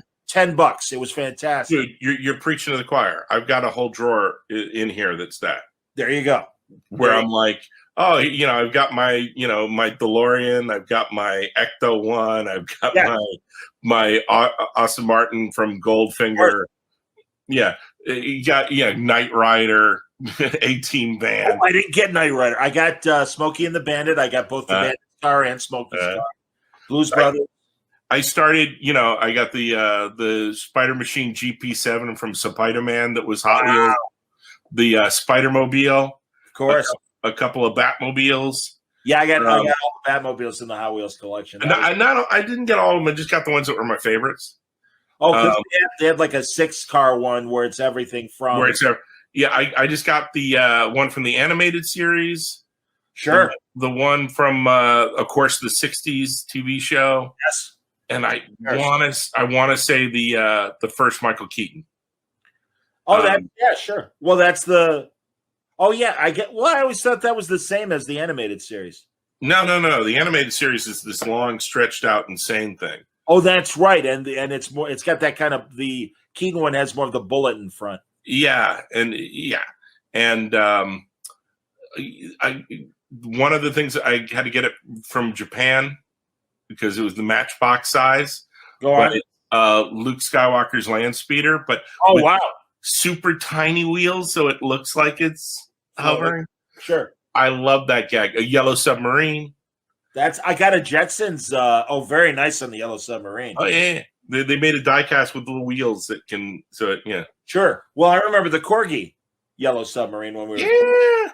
So, and that's why, like at first, I'm like, oh, let me see how much Corgis are, and of course they're insanely priced. So I did buy one GoldenEye Aston Martin from Corgi. That is bigger than the Goldfinger. Yeah. But it's cool. My pride of the weird collection outside of the Spider Machine GP7, which was a Hot Wheels San Diego exclusive from 2 years ago. Because I wanted them all that size and scale, so they're all together. Yep. My pride is like I had to go through Japanese markets to get like the land speeder, but the Lupin's little car from Castle Cagliostro. Oh, okay. Yeah, Lupin the Third. I just so love it. And they're all Hot Wheel size, and you're like, I'm like you. Like I don't need the super special weird ones. I just want the licensed property guys. Yes. I got Christine, the Stephen King. Yep. When you read the novel, it's very different from the movie. I didn't know that. And in the novel, I understand why they did it differently because in your head, it starts making you laugh. Christine kind of like jumps up and down on people. Ha! In the novel. It would be silly. It would be. If you saw that in the movie, you'd be like, well, that's insane. Yeah. But when Stephen King writes it, it's horrifying. That's hilarious. And then in your head, you're like, no, it's like, the equivalent of evil lowrider, Christine. I understand. Smushing people. Too much, son. I now this is your option. We can wrap. Okay. Or before we wrap, I got 3 minutes with John Cleese that I got to do one-on-one. Did I ever play this for you? No, but I gotta pee. Then go pee. Then go pee and we'll wrap up. I was drinking.